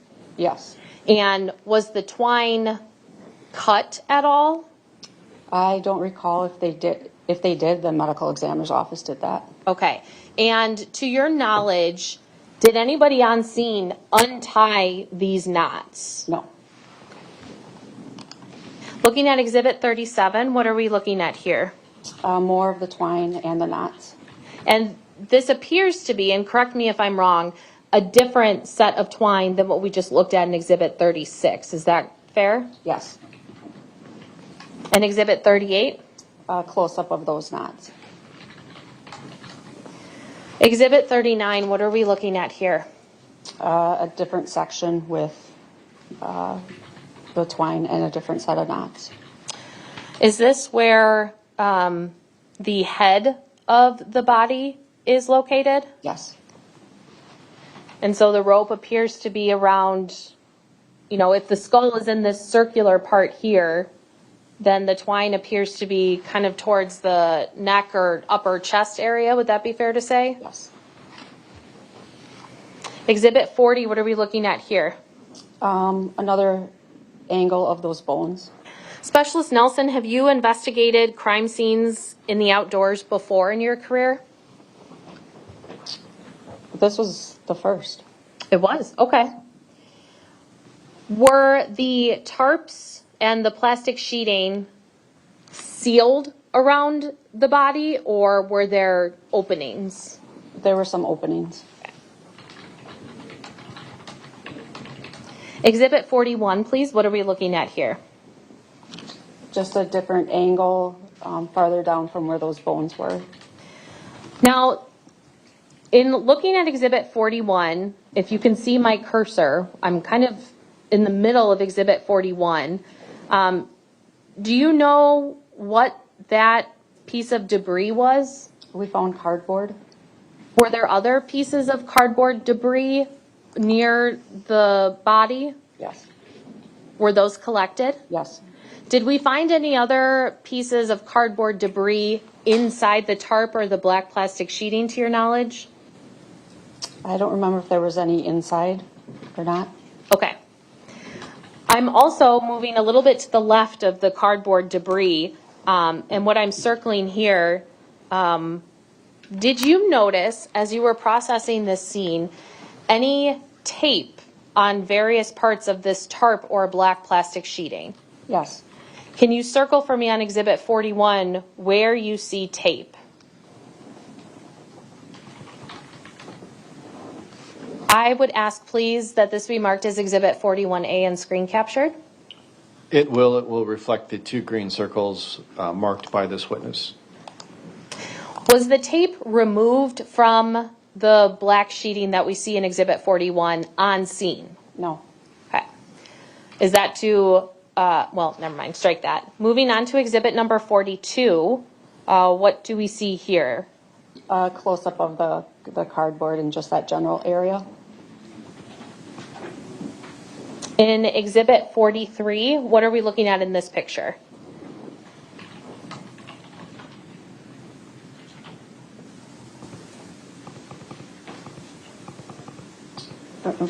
That was some glass.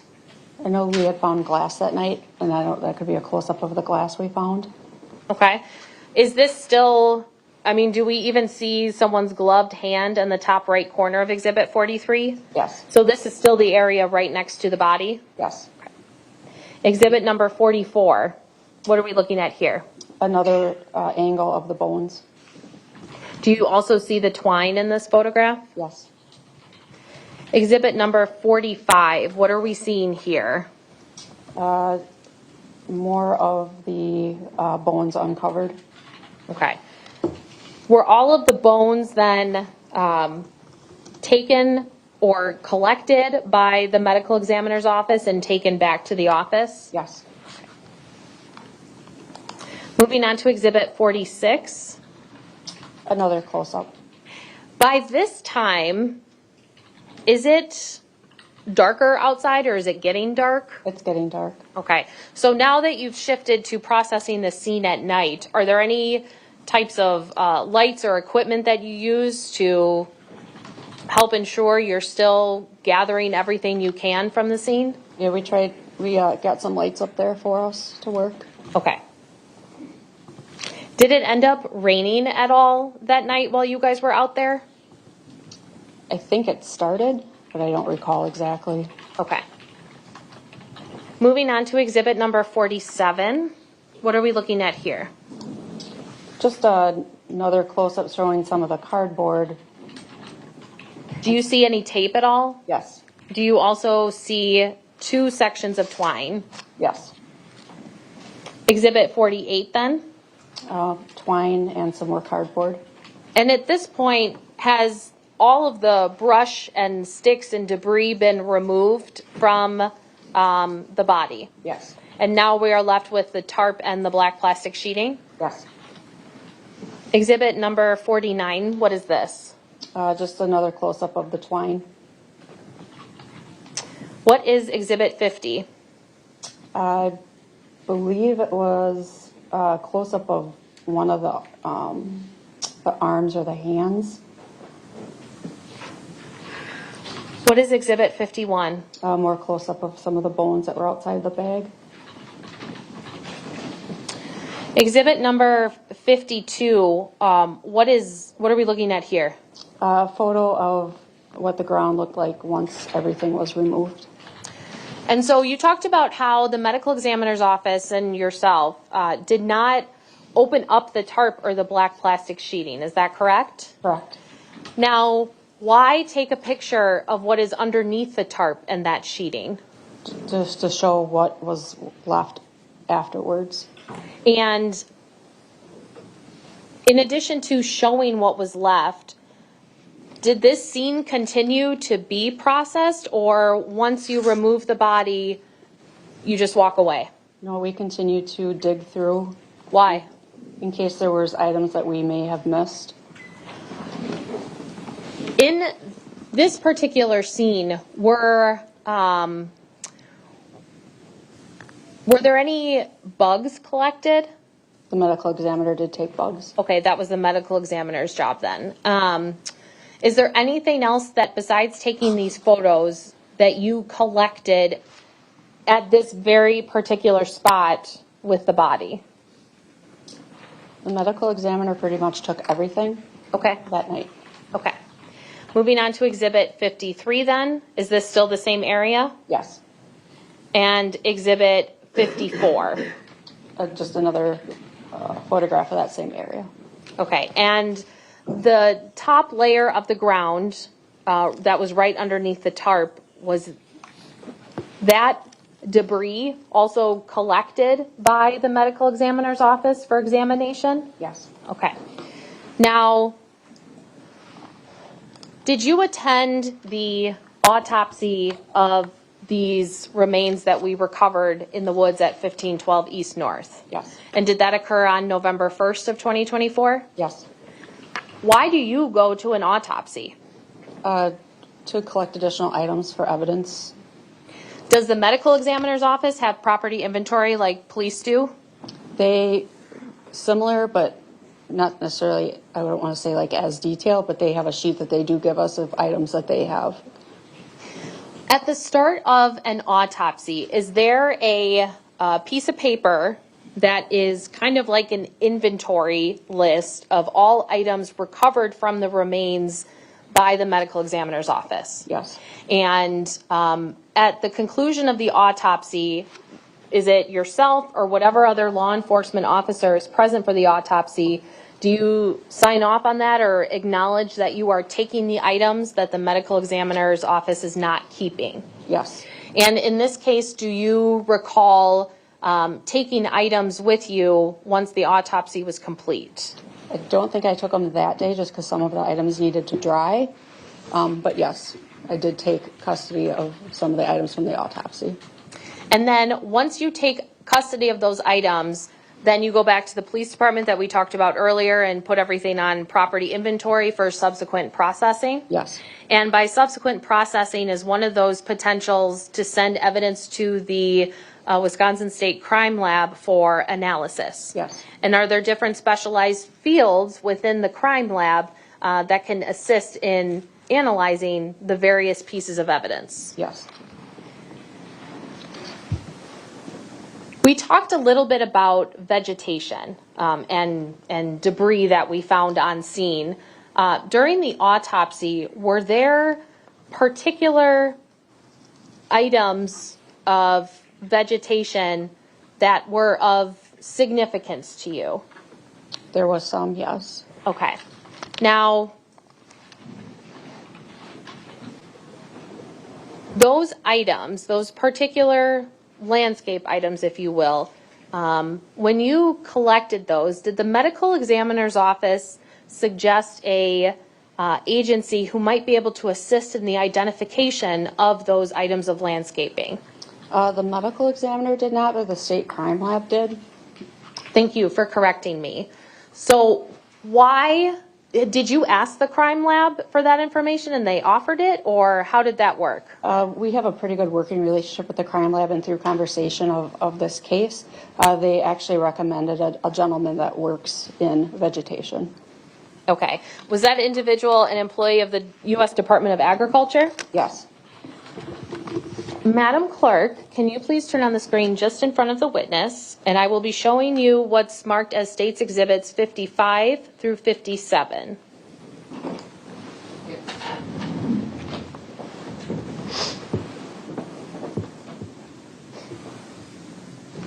Okay. Now, first showing you 55. Okay.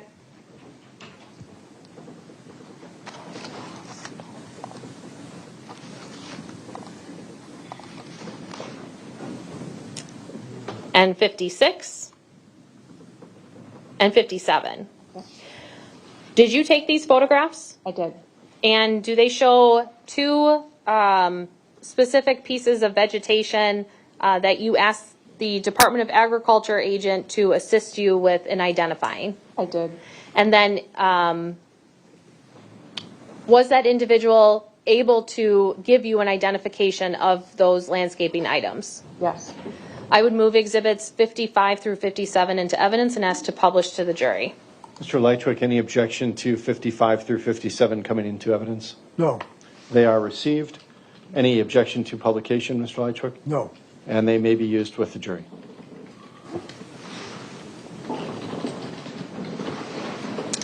I'm going a little bit out of order, but starting with exhibit number 56. Specialist Nelson, what is this item that we're looking at? It's called a catalpa pod. And where was this pod located as it relates to the body that you found? There were catalpa pods located inside the bag and on the body. This one I actually retrieved when I went back out and found out what I was looking for from Alex. Okay, thank you. So this is not the one that was specifically recovered from the remains. Do I have that correct? Correct. But it is the same type of pod that you saw in the remains at the medical examiner's office? That I gave to Alex, who works for the U.S. Department. Okay. Ms. Nelson, do you know how to spell that? Caltapa, I believe. Thank you. Now moving on to exhibit 57. What does exhibit 57 show? Juniper? And is that, this is not the exact juniper branch that was located with the remains. Is that fair to say? No, it's another one that I went out and retrieved the same day I took the photographs. Okay. So this individual at Department of Agriculture had identified the two pieces of vegetation you sent him as a catalpa pod and juniper. Do I have that correct? Yes. And then from there, you went back to the scene at 1512 East North to see if there were any juniper or catalpa pod landscaping items at that scene. Is that correct? Correct. And did you specifically go to the area where the remains were located? I went on the premise, the property. Okay. Now, in looking at exhibit number 55, tell me what I'm looking at here. That's one of the trees that lines East North Street. Is this tree, was it overhanging on, or was it hanging over the remains that you found? No. Okay. It was further down the driveway, closer to the street? Yes. Okay. What is this tree? It's a catalpa tree. Did you see these trees anywhere else on the property as it relates to the location of the remains? No. Okay. How close then is this tree to the remains that you found? Can you put the map back up of Sure. So these would be the catalpa trees right here, and the body would have been up in here. Okay. Record will reflect that the witness is identified with a green line where the trees were and a green dot with where the body was found. Thank you.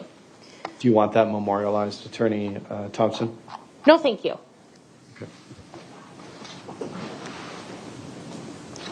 Okay, then.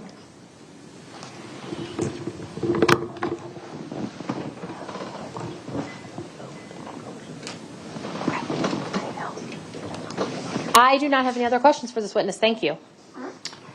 Mr. Lychwick, cross-examination.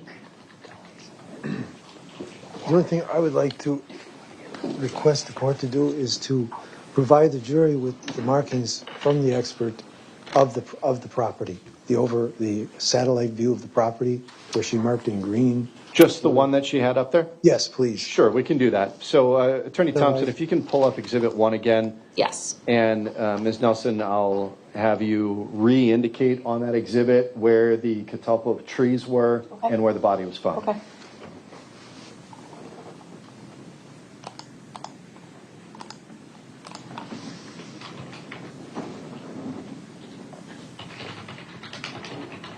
Catalpa, and the body was in here. All right, she did place the same type of markings on there, so we will memorialize this as Exhibit 1B.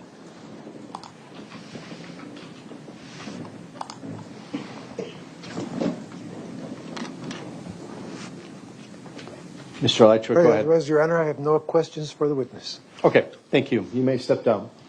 Ladies and gentlemen, why don't we take a break at this time? We've been going at it here for a little bit. We'll take about a 10-minute break for you to use the facilities and take a stretch, and we'll convene when you're ready. All right, for the jury.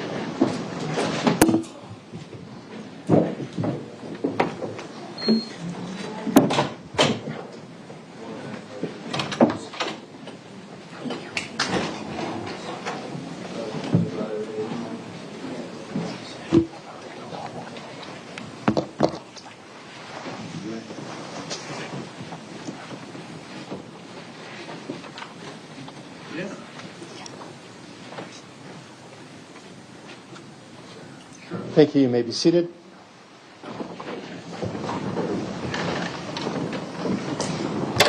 We are outside the presence of the jury. Anything we need to address before we break, Attorney Thompson? No. Actually, yes, my next witness is Talisa Maldonado, and I would like to address, please, my request to not have her testimony recorded.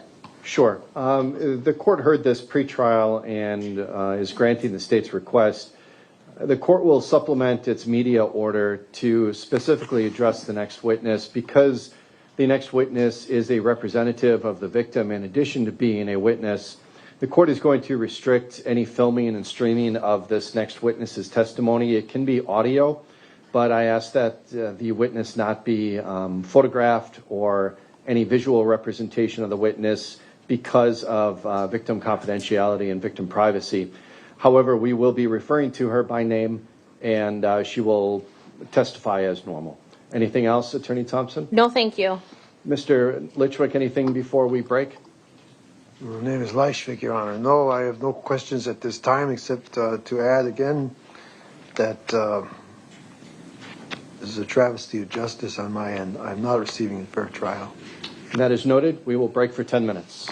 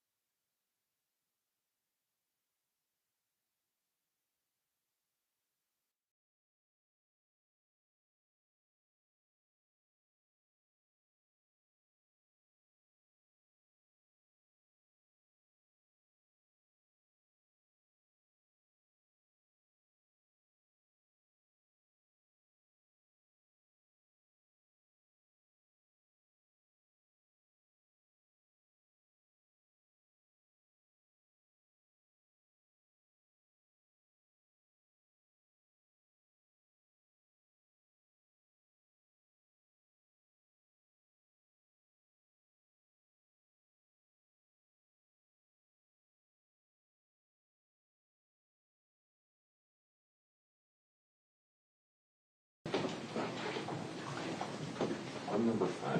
Here. What's got my notebook?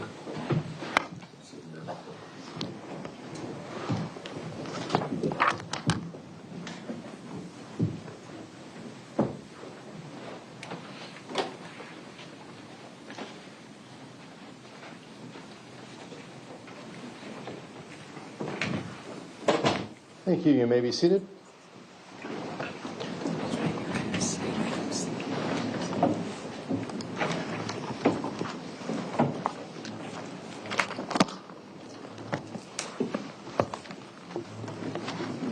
The state may call its next witness. Thank you. The state calls Talisa Maldonado.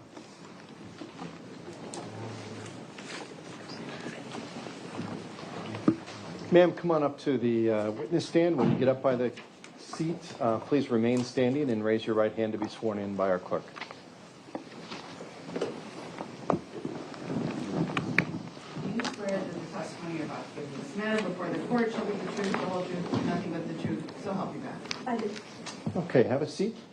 That black bar with the red dot in front of you is our microphone. Get yourself seated nice and closely to that. And when you are ready, start by stating your name, spelling your first name and your last name. Okay. My name is Talisa Maldonado. TalisaMaldonado. Thank you. Miss Maldonado, are you familiar with an individual named Carlos Maldonado? Yes, Who is that? that's my dad. And were you aware of your father living in an apartment building in the city of Waukesha? Yes. Had you been there previously or not? I had been there. I dropped him off there before, yes. Okay. Now, I'm taking you back to April of 2024. The year or year and a half or so leading up to that time frame, were you and your dad close? Yeah, we were. Had there been a time in your lives where you were not as close as you were in the year leading up to April of 2024? Yes, yeah. And in that process of reconnecting, did you guys talk on the phone often in that year leading up to April of 24? Yeah, it was almost weekly, sometimes daily. It was, yeah. And was your dad working at that time? Yeah, for a time he was working at Amazon, and then he stopped working there, and he was trying to start his own business. Do you know what business he was trying to start? He was a jack of many trades, I guess, if that's the verbiage. He wanted a window tinting business, and then he wanted to refurbish furniture. Okay. Now, when he was at work, were there times where you would call him but he couldn't answer because he was at work? Yes. Did you ever get a response after he didn't answer from him saying that he would call you back or anything like that? Always, yeah. So there was always an acknowledgement of a call that he missed from you. Is that fair to say? Yes. Would like to direct your attention to April 13th of 2024. On that date, did you have a phone call conversation with your dad? Yes, yeah, I did. Do you remember what you guys talked about? Yeah. Do you want me to elaborate? Yes, please. What did you talk about? We talked about my boyfriend Mark that I just started seeing at the time, and he wanted to meet him. We talked about my FAFSA because I wanted to go back to school. And then we talked about going out to eat. Okay. Now, as far as the FAFSA, you said you wanted to go back to school. What field did you want to study? The medical field. Okay. And was your dad encouraging you to go back to school? Yeah. What would he say to you about that during that conversation? He was always like, Talisa, you're so wise. You're so smart. you should go back to school. Like, you would do great. I just see, like, he saw a lot of potential in me that I didn't see in myself. You also talked about how you guys were having a conversation about going out to eat that week. Do you remember that? Yeah. Did you and your dad have any kind of routine, if you will, in the sense of trying different kinds of restaurants together? Mexican food. We always we always went to a Mexican restaurant, and we would try different Mexican food. It was mostly for the chips and salsa because I'm a chips and salsa girly. So I would try the different chips and salsa. I would be like, this one's good or this one not so much. I was kind of a critic, I guess. And that's something that you and your dad had planned on either the week after that phone call or maybe the next week after. Is that fair to say? Yeah. Did you get a chance to do that? No. Okay. Madam Clerk, can you please place the screen on in front of the witness only, please?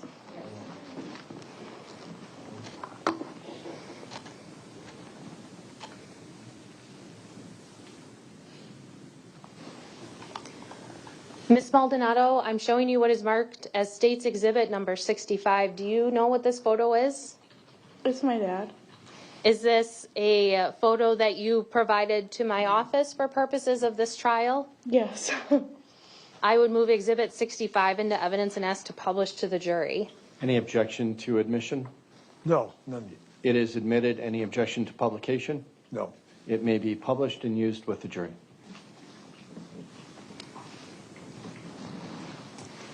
Ms. Maldonado, why did you pick this photo? Because it showed how happy he was. I always saw my dad as this happy person and who loved me so much. And this is who I saw. So I wanted other people to see that too. After you had this phone call on April 13th, did you attempt to contact your dad at all later that week? Yeah, I did.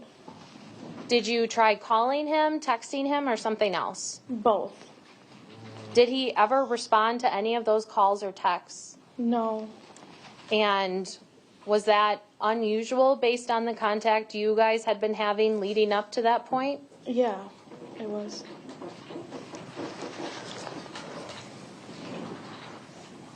The following week then, when you still didn't get any calls or texts, what's starting to go through your mind? What are you feeling? I was worried. I was confused. I didn't understand what was going on. Part of me was like, did something happen to him? Another part of me was like, did he ghost me? But then I'm like, my dad wouldn't do that. It was just, I had a lot of different feelings. Did you have family members reaching out to you asking if they had seen, or if you had seen your dad? I did have my aunt reach out to me in May. Had she seen or heard from him at all? No, and she was curious if I had as well. Okay. Did there come a time in May of 2024 where you went to or reported to the City of Waukesha Police Department that you hadn't seen or heard from your dad since April 13th? Yes. And were officers able to develop any leads at that time about whether he was missing or where he would have gone? No. Do you remember going to your dad's apartment building and being let into his apartment by one of the residents? Yeah. Do you remember her name at all by chance? Glenda. And when you went in, did you go inside your dad's apartment? Yes. And when you went inside, what did you notice about the inside of his apartment? Everything was left behind, which wasn't usual. Yeah. Is there anything that you saw in the apartment or were thinking that if you saw it, you knew he wouldn't have just fled because this wouldn't be left behind? His birth certificate and his diplomas. Did you see those anywhere in the apartment? Yeah, they were above his refrigerator in a cabinet in a bag. So at this point now, you haven't heard from your dad, you haven't seen him, nobody's had any contact with him. You see these items that he wouldn't have left behind. What thoughts are starting to go through your mind then? Does the worry increase or decrease or something else? I had a feeling that he may be passed, because, or like something bad happened to him, because he wouldn't leave that stuff behind. Because of what? He wouldn't leave that stuff behind. Would it be fair to say that your heart knew something before your mind did? Yeah.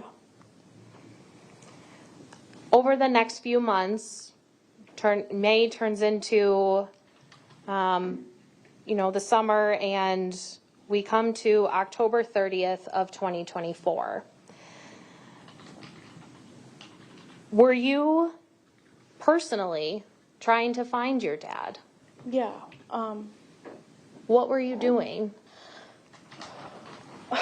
It's kind of embarrassing. I would call like homeless shelters and stuff, and then I would call hospitals, and then I got to a point where like I was so desperate, I started calling psychics, because I just wanted to know what happened, where he was. Yeah. When you, or do you recall, after that October 30th date, having a conversation with law enforcement officers and them telling you that they had found your dad's remains? Yeah. And were you aware of whether they were found on the property of his apartment building? Did they tell you that? Yes, because prior they told me that they found a body at his apartment complex, but they couldn't confirm if it was him, and then later they confirmed it was him. So I knew where it was prior. When you were having that conversation and you got that notification, what were you feeling? Part of it was like relief of knowing, but another part was like it was a lot of pain. Because it wasn't supposed to happen like this. It wasn't supposed to happen. It was painful. I don't know. Was he supposed to meet Mark? Yeah. Was he supposed to see you graduate college? Yeah. Ms. Maldonado, what do you do for employment now? I'm a caregiver with dementia residents. And so is that one of the areas of the medical field that you were talking about maybe going back to school for, or at least in that field? Yeah. It was either going to be nursing or psychology. Okay. Yeah. And so now you take care of individuals with dementia, you said, right? Yeah. Do you work with friends, or is it like a company or something else? So I do work for a company, but I do work with my friends as well. Yeah. Okay. Is that something that you enjoy? Yeah, I do really enjoy it.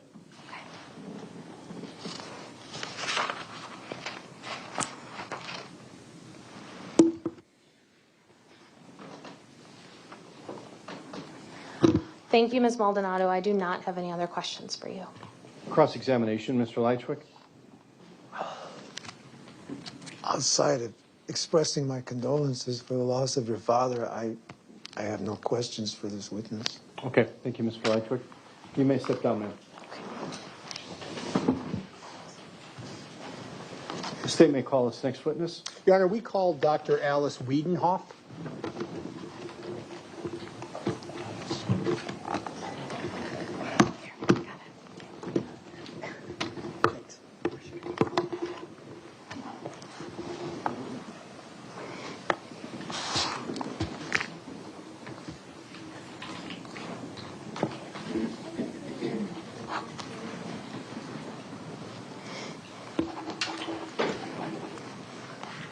Doctor, if you would please come up to the witness stand. When you get up to the chair, remain standing and raise your right hand to be sworn by my clerk.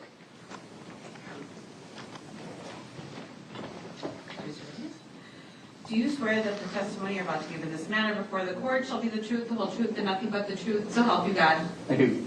Thank you. You may have a seat and start by stating your name, spelling your first and last for the record. My name is Alex Wiedenhoft, A-L-E-X, last name W-I-E-D-E-N-H-O-E-F-T.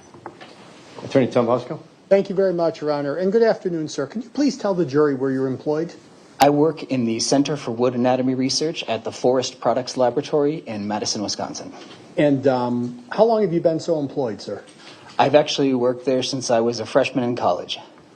And do you have a educational background that qualifies you to hold your current position, sir? I have a bachelor's, a master's, and a PhD, all from the Department of Botany at the University of Wisconsin-Madison, where I'm also an adjunct professor of botany. And in terms of your training and or experience, do you have any specialized training or experience that qualifies you for your current position, sir? I've had extensive coursework related to plant identification and tree identification. I give guest lectures in the tree identification course at UW-Madison. And then I do forensic work for the federal government, specifically typically pertaining to wood specimens as a part of my normal employment and research. And throughout your career, have you ever testified in court regarding any botanical findings before? I have had, I appeared in court one time in 2020, and I've had numerous reports and evidence reports and things filed in cases, civil and criminal. If you had to estimate, sir, about how many reports have been utilized in court proceedings that you've authored? Oh, probably at least a dozen, maybe more, yeah. And if you had to estimate how many times you've testified in court, not counting today, how many times would you say you've testified, sir? Just the one time. Okay. And you testified just a few moments ago that you're also a college professor. Is that right, sir? I'm an adjunct associate professor in the botany department at UW-Madison. Thank you. I appreciate that. So you've actually taught the science of botany at the collegiate level before? I give guest lectures in plant anatomy and dendrology, and then I co-teach the forensic botany course. And, sir, have you ever been published regarding any specific botanical issues? Yes, I have on the order of 100 scientific publications.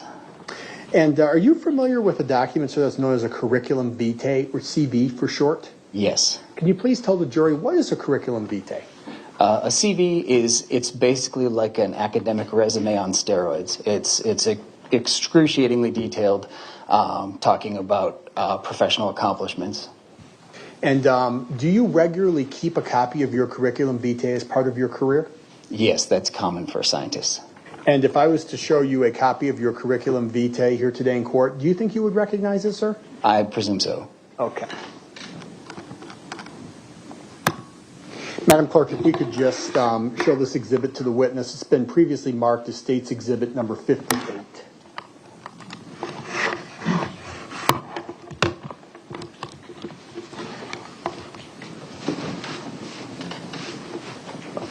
Are you able to see this exhibit in front of you? I can. That is my CV. And I'm just going to scroll down here. Just this entirety of this document is 21 pages. Is that right, sir? Yes, I'm sure. Okay, I can scroll down if it makes it easier for you, sir. Oh, I see. Yep, there's still the page count there. Yes. Okay. Just want to make sure we go through all the pages here, just to make sure that we don't miss anything here.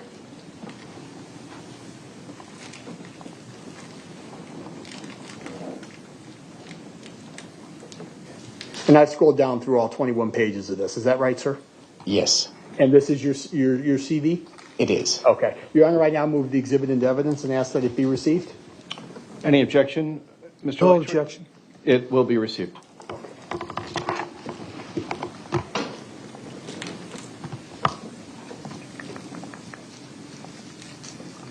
Doctor, as it relates to this particular case, I'd like to turn your attention to that now. Do you know a specialist by the name of Nikki Nelson? I did meet Specialist Nelson, yes. Can you please tell the jury how you came into contact with Specialist Nelson? in I think it was actually Halloween Day of 2024, I was giving a guest lecture at UW Platteville. A colleague of mine, Dr. Jana Marie Truesdell, was teaching a forensics course and asked me to give the guest lecture on forensic botany. And my understanding is that she also works part-time as a medical examiner or something to that effect, and became involved in this case just a few days after I had been there lecturing about forensic botany. Doctor, how do you spell that name that you referenced? Jana Marie is all one word, Janamarie, and I think her surname is Truesdell, Truesdell, but I'm not certain. Thank you. Okay. So was this class that you were guest lecturing at, the instructor for that class was the go-between between you and Specialist Nelson, is that right, sir? That's my understanding, yeah. Okay. And let me just back up and ask you this as well, Doctor. As a doctor of botany, is it fair to say that you're comfortable identifying plant life based on photographs? Yes, within reason, yeah. Okay.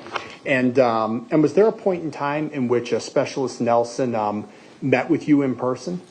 Yes, we arranged to transfer the evidence collected at the scene that I could take it to my laboratory for analysis. And when you met with Specialist Nelson, was that on November 8th of 2024? Yes. And you may have just answered my next question, but at that point, what, if anything, did Specialist Nelson give to you at that point in time, sir? There were sealed evidence bags, brown paper bags with various, I mean, at the time I didn't know, obviously, but with material inside, including botanical material.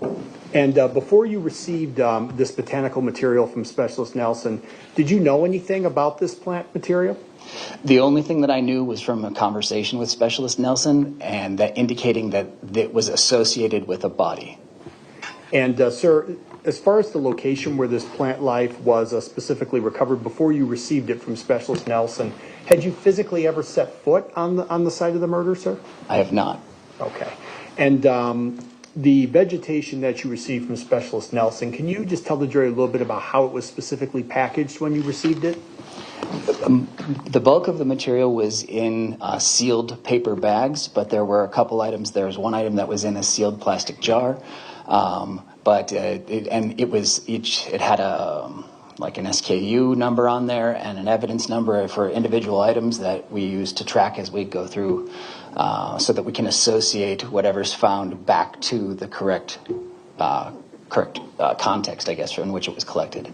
Is it fair to say that each of these items of vegetation were packaged together, or were they packaged separately? There were several individual bags, separate bags of evidence. Okay. And then after you received these plants from Specialist Nelson, what did you do next then in order to analyze them, sir? So to be able to, because with a case like this, you don't know what's in there. You have no idea what you're dealing with. So I started by setting up a clean area in my laboratory and then putting down a laboratory tissue, like a giant Kleenex, basically, so that I could separate out individual items, because there were little pieces of leaves and broken twigs and dirt and other detritus in there. It wasn't just like a pristine, perfect, leaf or something. And so I was able to then keep all of the material in one place and sort through and say, well, these are twigs from like broadleaf trees, and these are twigs from conifers and things like that for each separate bag of evidence.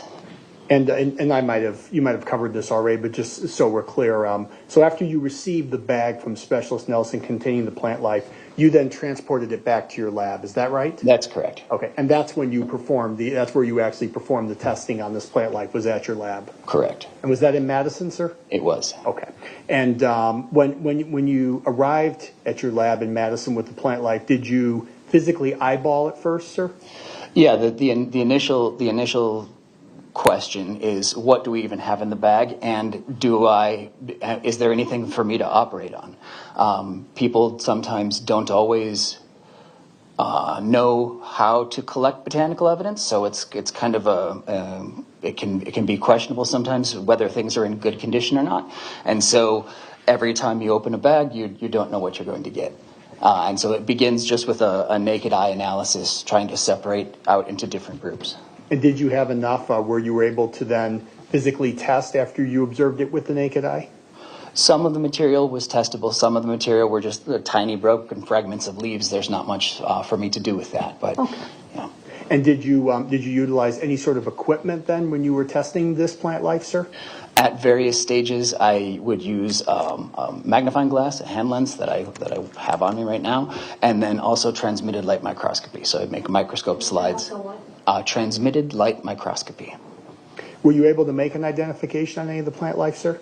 Well, one of the items in there was a seed from a catalpa, and then another item looked like was probably a decayed catalpa fruit itself. I see. And when you use the word catalpa, is it accurate? And please help us if we're not stating this correctly. Is it accurate to call it a catalpa pod, or is it just catalpa? The catalpa is the name of the plant, and so catalpa, it has wood, it has bark, it has leaves, it'll have flowers, it'll make fruits, and so when we're talking about the catalpa pod, that's really the fruit. It looks like kind of a dried out gray to brown long string bean. And are they fairly common, catalpa pods? Catalpa trees will produce them once they're of sufficient age, and an individual catalpa tree can produce quite a few, and they tend to hang on the tree. They're rather distinctive. Catalpas themselves are typically found as planted landscape trees in this part of the world, and I don't have any. I guess I don't have any expertise to say how abundant they are in the Waukesha landscape. I see. And was there a point in time in which you informed Specialist Nelson's of your findings in terms of being a catalpa pod? Yes. And did you inform her of your findings on December 2nd of 2024? That's correct. And did you then have a conversation with her in terms of the vegetation that was located on the site where this catalpa pod was found?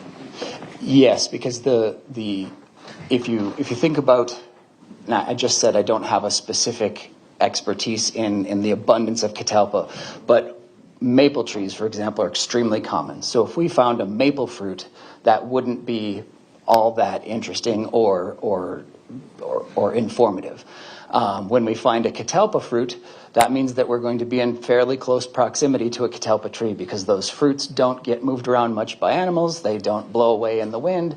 They often typically will hang on the tree on into the next growing season.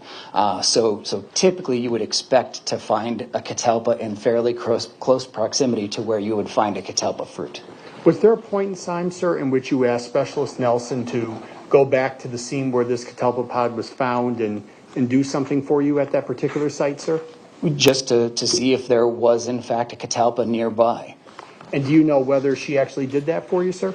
She did. And do you know whether she later sent you some pictures of what she had located at that particular location? That's correct. She sent me a picture of a catalpa fruit. And if I showed you those pictures here today in court, would you recognize them, sir? I believe so. Okay.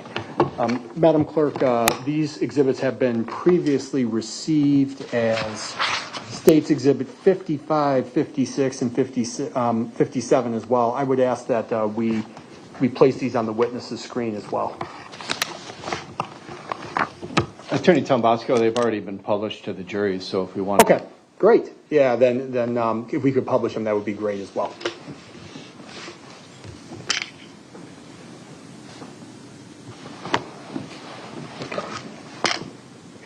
Doctor, this has been previously received as State's Exhibit number 56. Are you able to see that, sir? I can. Okay. This looks like 55. Oh, 55, excuse me. I apologize. Do you recognize this photo that's depicted on State's Exhibit 55, sir? Yes. And there are a series of items that are hanging down from this tree branch. Do you see that, sir? I do. Do you recognize those, sir? Those are catalpa fruits. And was this the picture that Specialist Nelson sent to you, sir? One of them. Okay. And again, it is your testimony that you can positively identify these as catalpa seeds? This is the like a quintessential kind of winter silhouette of a catalpa. Yeah. And now directing your attention to what has been previously received as State's Exhibit number 56. Is this a picture that you received from Specialist Nelson as well? It is. And are you able to identify the plant that is depicted in State's Exhibit number 56? It's a catalpa fruit. Okay, and why are you so confident, sir, that State's Exhibit 56 is a catalpa fruit? I don't mean this to be flip, because that's what catalpa fruits look like. Not a problem, sir. Yeah, that's and so when they mature, they crack open, and there are papery little seeds inside, and you can actually see some of those here. Okay, and then finally, turning your attention to State's Exhibit number 57, is this also a picture that you received from Specialist Nelson? It is. Is this a catalpa seed, sir? This is not. What is this vegetation that's depicted, sir? This is a little branch with some of juniper. You can see what people call the juniper berries. They're not actually berries. They're technically little cones, but everybody calls them juniper berries. So, yeah, this is a sprig of juniper. Did Specialist Nelson tell you the vegetation that's depicted in State's Exhibit 57, did she tell you where she found this? My understanding is that it was at or near the site of the body. Okay. And again, with respect to the previous two exhibits, did Specialist Nelson tell you that those had been also received on the site where the body was discovered? Or in the immediate vicinity thereof, yeah. All right.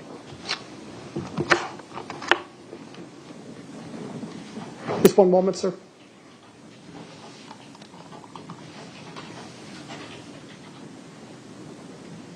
These photographs that you received from Specialist Nelson, did you receive them on December 10th of 2024? I believe so. That's all the questions I have. Thank you, sir. Mr. Lychwick, cross-examination? No questions. Okay, doctor, you may step down. Thank you. Thank you. The state may call its next witness. Your Honor, we call Detective Christopher Bloom.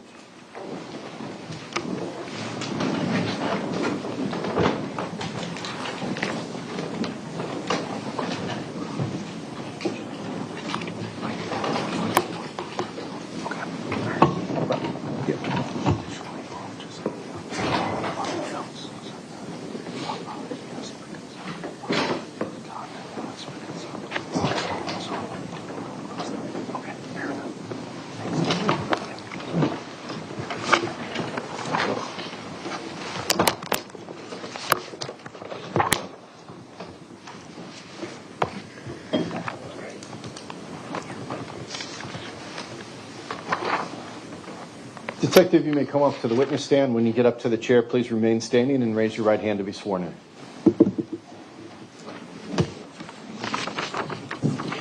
Do you swear that the testimony you're about to give in this matter before the court shall be the truth, the whole truth, and nothing but the truth? So help you God. I do. Thank you. You may have a seat. Get yourself situated nice and close to the microphone in front of you. And start by stating your name, spelling both your first and last for the record. First name is Christopher. Last name is Bloom. Christopher, Christopher. Last name is Bloom, Bloom. You may go ahead. Thank you very much, and good afternoon. Is it detective or specialist, to make sure I'm calling you by your right title, sir? I'm a detective. Okay. Detective Bloom, which agency do you work for, sir? The City of Waukesha Police Department. And how long have you been employed with the Waukesha Police Department, sir? A little over 12 years. Directing your attention to November 4th of 2024, did you respond to a particular storage unit at 1512 East North Street? Yes. And did that storage unit belong to the deceased individual in this case, sir? Yes, it did. And did you recover any items of significance at that particular individual's storage unit? Yes. And what was that item, sir? There was a miter saw that had been rented from Home Depot by the victim in this case. Do you know when the victim rented that miter saw, sir, based on the investigation? Yes. When was it rented, sir? On April 14th, 2024. And how do you know that, sir? One of my partners recovered video surveillance from the Home Depot located in Delafield, Wisconsin that showed the victim, Carlos Maldonado, taking possession of that miter saw. Just 1 second, sir. Okay. Detective, do you know an individual by the name of Nathan Poley? Yes. How do you know Mr. Poley? He resided at 1512 East North Street, Unit Number 1. He was a maintenance man or groundkeeper that would do work on the property. And just to remind the jury, 1512 East North Street, was that the same address where Mr. Maldonado was also found in this case? Yes, Carlos was found on the property of 1512 East North Street. And was there a point in time, sir, in which you had a conversation with Mr. Poley? Yes. And was that on November 2nd of 2024? I spoke with Nathan on Friday, November 1st, 2024. Okay. And was there a point in time in which you asked Mr. Poley for consent to do something particularly? Yes. And did you ask him for consent to search his apartment? Formally on November 2nd, which would have been a Saturday, he provided consent to Detective Condon to search his apartment, his vehicles, his storage unit, and he consented to provide buccal swabs for testing. In terms of Mr. Poley's consent for his unit, his storage unit, his vehicles, is it fair to say he was cooperative in terms of that request? Yes. And then you mentioned that at some point in time you asked him for a buccal swab. Is that right, sir? He was asked to provide buccal swabs, yes. And can you please tell the jury, what is a buccal swab? It's a sterile instrument, much like a Q-tip, with a cotton or foam on one side, used to collect, in this case, mucosal DNA from the cheek. And do you obtain a buccal swab by swabbing the inside of an individual's cheek? Yes.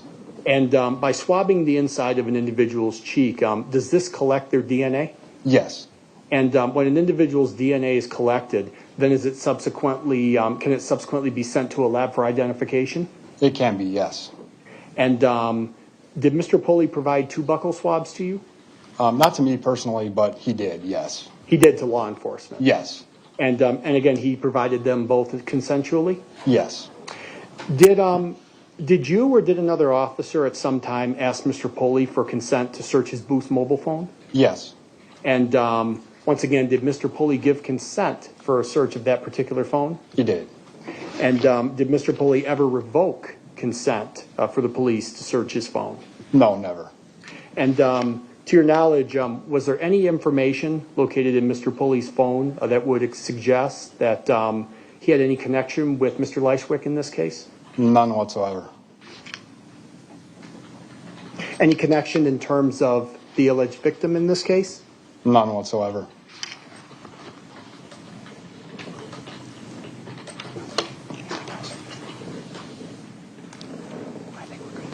That's all I have. Thank you, sir. Thank you. Cross-examination, Mr. Lychwick? Detective, did you ever come across any indication that Mr. Poley knew the victim, Mr. Maldonado? Yes. And what would that be? He acknowledged that he would come across Mr. Maldonado in passing, stated that they would smoke a cigarette from time to time. I believe at one point he assisted Mr. Maldonado in bleeding the brakes on his vehicle. So he described their relationship as acquaintances, folks who would come across each other in passing. But yet they did have a cigarette together and they did auto work together, which yes, which is what friends usually do. I'm not sure. He characterized their relationship as acquaintances. How convenient. I have no further questions for this witness, Your Honor. Any redirect on that scope? No. Okay, Detective, you may step down. Thank you. Thank you.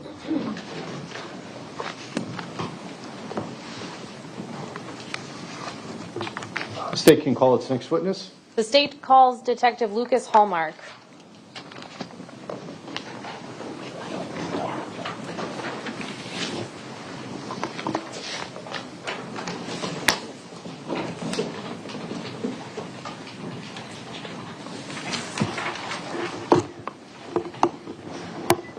Detective, you can come up to the witness stand. When you get up here, please remain standing and raise your right hand to be sworn in by the clerk.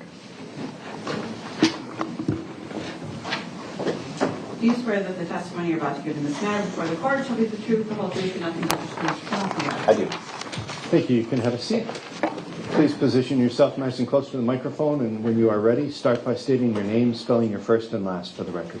Lucas Hallmark, Lukas, Hallmark, HALLMARK.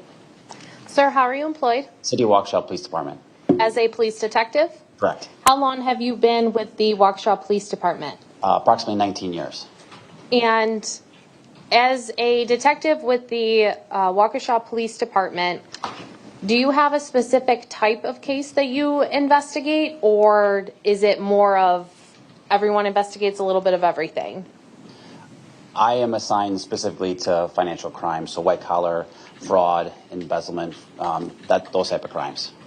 When there is a death investigation within the jurisdiction of the City of Waukesha Police Department, are there times where detectives who may not necessarily only investigate homicides might pitch in to assist in the investigation with whatever additional work might need to be completed? Yes.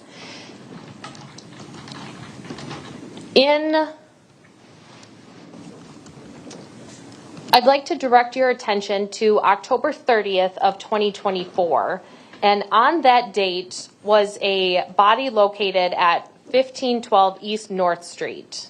Yes. Were you one of the detectives who responded to the scene that night, or no? I was not.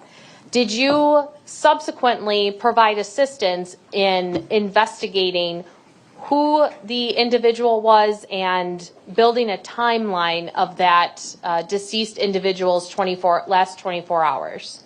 That is correct. In a death investigation, why is it important for law enforcement to build that 24-hour timeline prior to the decedent's death? Well, it's important for many factors. In this particular case, it was very helpful to go back and determine where the individual was, what they were wearing, especially with in my line of work with financial crimes, we were able to determine what the person purchased, those types of things, to kind of identify what patterns of life the person had prior to them being killed. In this case, with the remains being discovered approximately 6 to 7 months after he was last seen, would obtaining information about those last 24 hours also help corroborate the date that the individual would have died? Yes. In this specific case, were you aware that the identification of the remains had been made and the individual was Carlos Maldonado?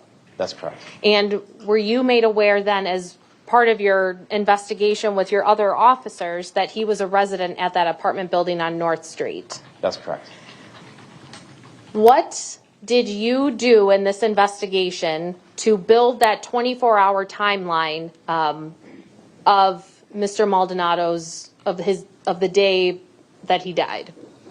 So through investigation, we learned that Mr. Maldonado completed his financial transactions through Educators Credit Union. So I submitted a subpoena to Educators Credit Union to determine where his debit card was used during the course of the period of time where we thought that he might have last been alive. And did you notice any purchases that were made on April 14th of 2024? Yes.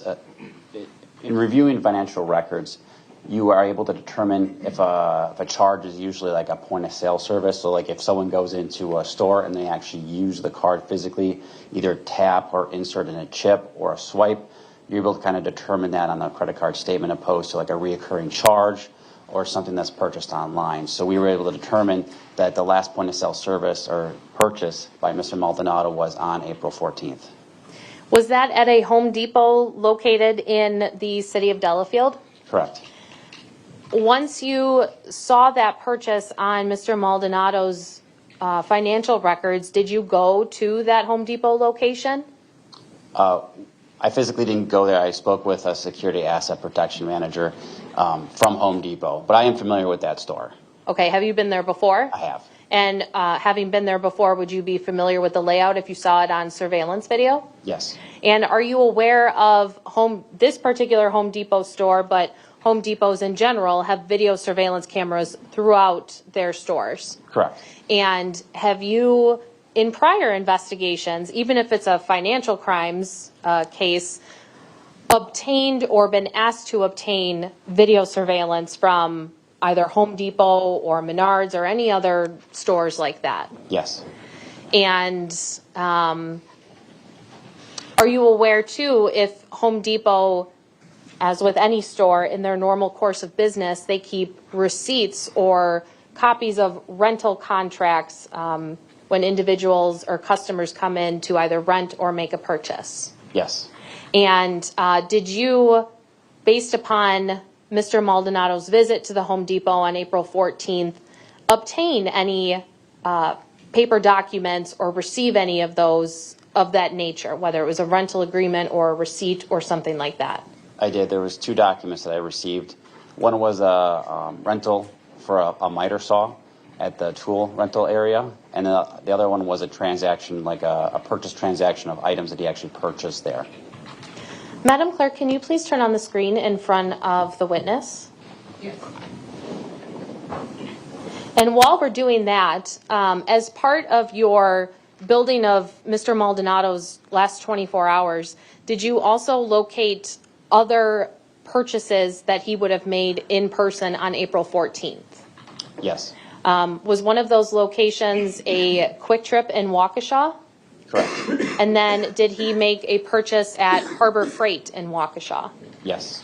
Did you obtain receipts from those 2 businesses showing what would include a date and time stamp of Mr. Maldonado's purchases? Specifically with Quick Trip, we were able to obtain the receipts and the transactions for what occurred. On Harbor Freight, when we went to the location, they didn't actually have a physical receipt to give us due to the time that had passed. However, they were able to pull up the transaction on their computer and show us the items that were purchased. However, they weren't able to give us the exact time that the items were purchased on that day. On the screen in front of you, I'm first showing you what is marked as State's Exhibit number 60. 61.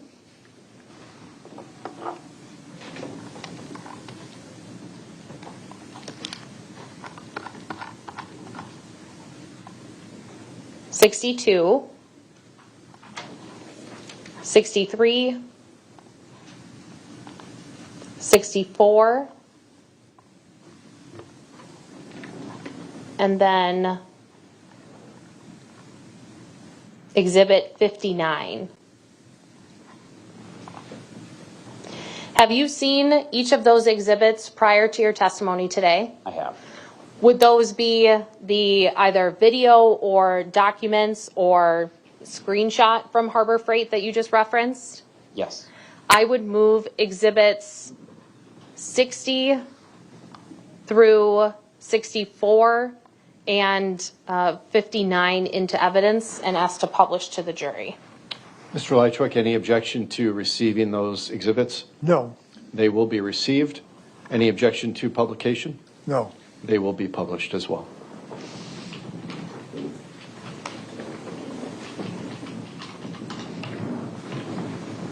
Detective Hallmark, I'd like to first start with the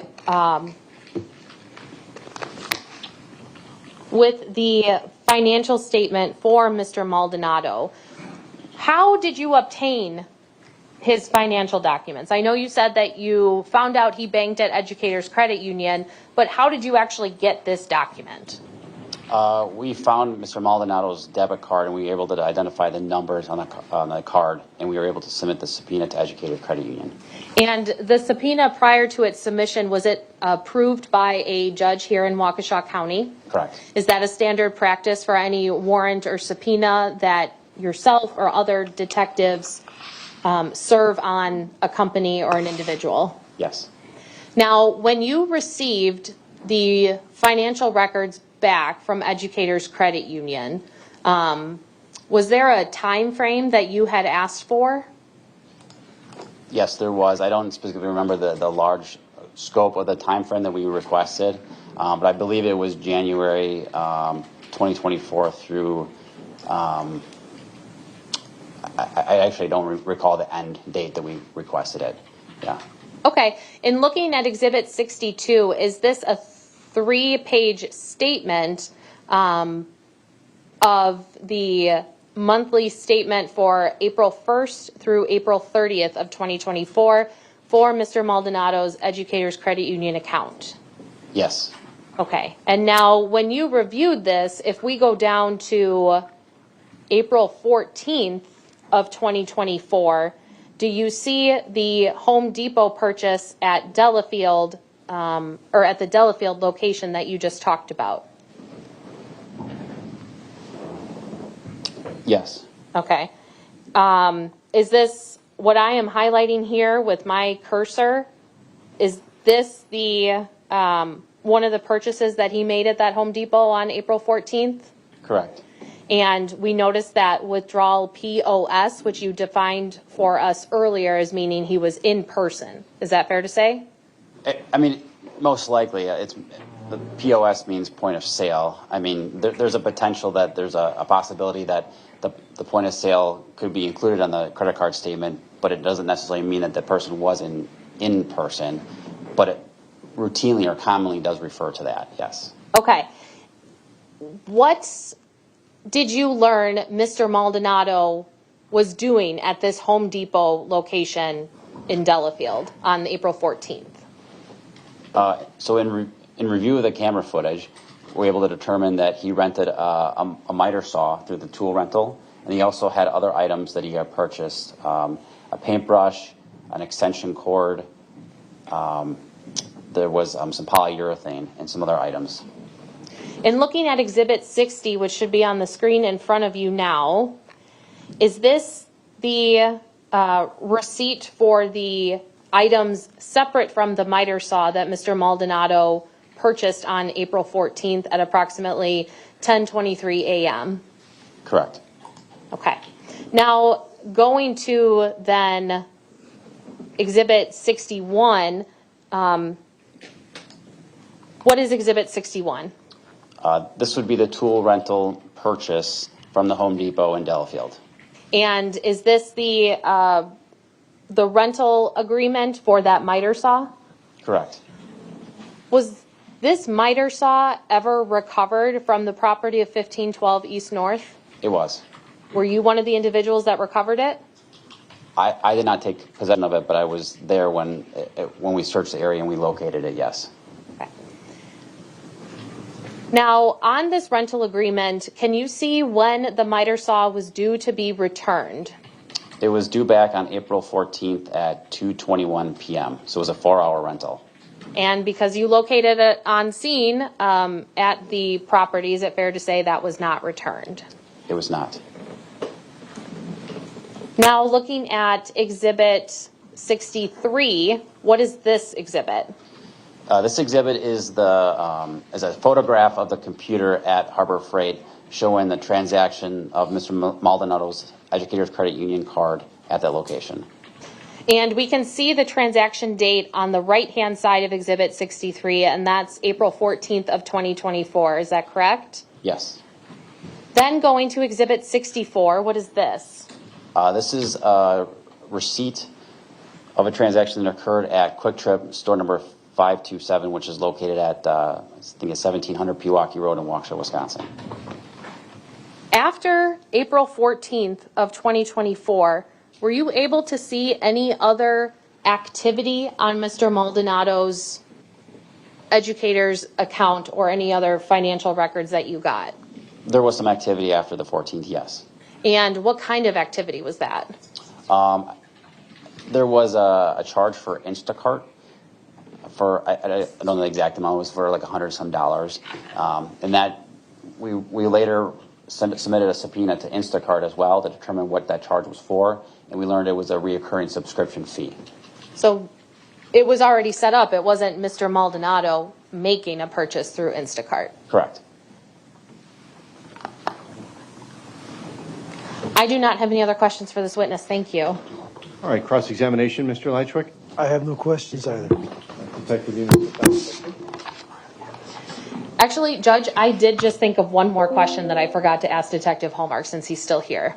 All right, I'll allow Detective to be recalled because he's still in order. There were no cross-examination questions, but I'll allow Mr. Lychwick to ask a cross-examination question if it's yes. Detective, you may sit down again. Attorney Thompson. Thank you. Detective Hallmark, I apologize. We talked about video surveillance, but I did not play it with you.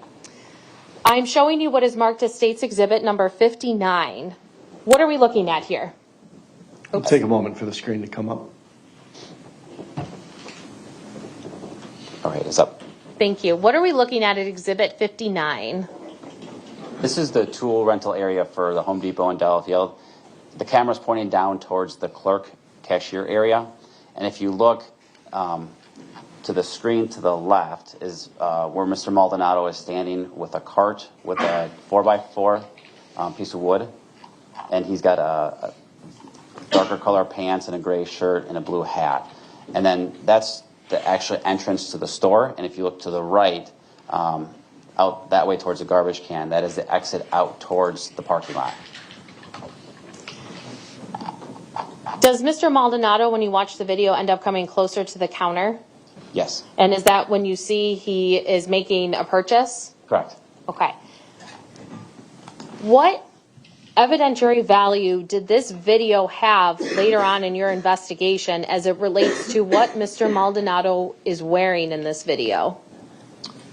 So the shoes that Mr. Maldonado is seen wearing in this video right here match very consistently the color, the shape, the formation of how the two patterns come together, the white and the blue on the shoe matched with the shoes that were located on the individual located at 1512 East North Street. And as far as the date and timestamp on this video, is that contained in the bottom left-hand corner in the title of this video? Correct. Okay. I'm going to play not the entirety of the video because it is 6.5 minutes long, but I am starting at the 0-second mark, and I will indicate the timestamp when I stop.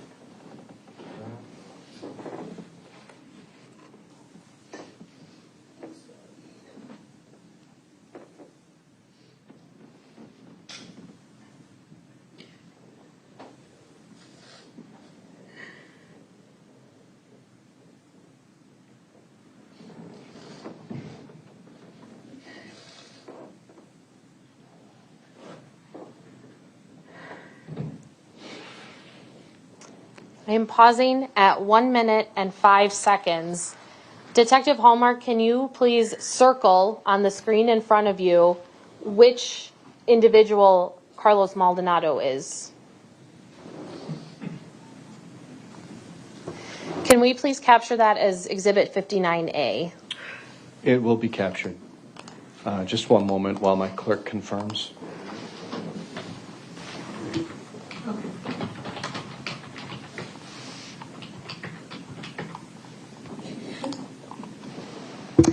Now, I do not have any other questions for Detective Hallmark. Thank you. Okay, Mr. Lychwick, do you have any cross-examination questions? Not for the detective, but since the prosecution enjoyed re-examining this witness, I think it would only be fair that I could re-cross-examine Ms. Glenda Rose. All right, I understand that request. I made an exception for the state here because the witness was not taken out of order, so I'm denying the request at this time to recall the other witnesses for cross-examination. All right, Detective, you may step down. Thank you. Attorney Thompson, timing-wise, do you want to call another witness at this time? I have one on the way. I'm not sure if she is in the hallway right now. Otherwise, oh, she is now. Let's call the witness, and we'll go till, I don't want to go all the way till 5 because it's been a long day, but let's take some testimony as long as our witness is available. Thank you. The state calls Detective Jessica Barrett.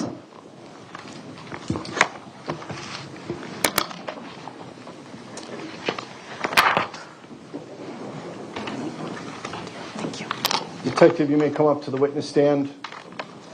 When you get up here, please remain standing and raise your right hand to be sworn by our clerk.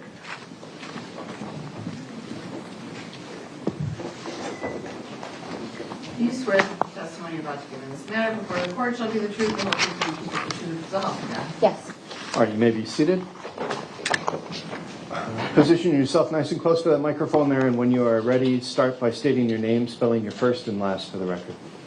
Detective Jessica Berendt, Jessica Behrendt. Detective Barrett, how are you employed?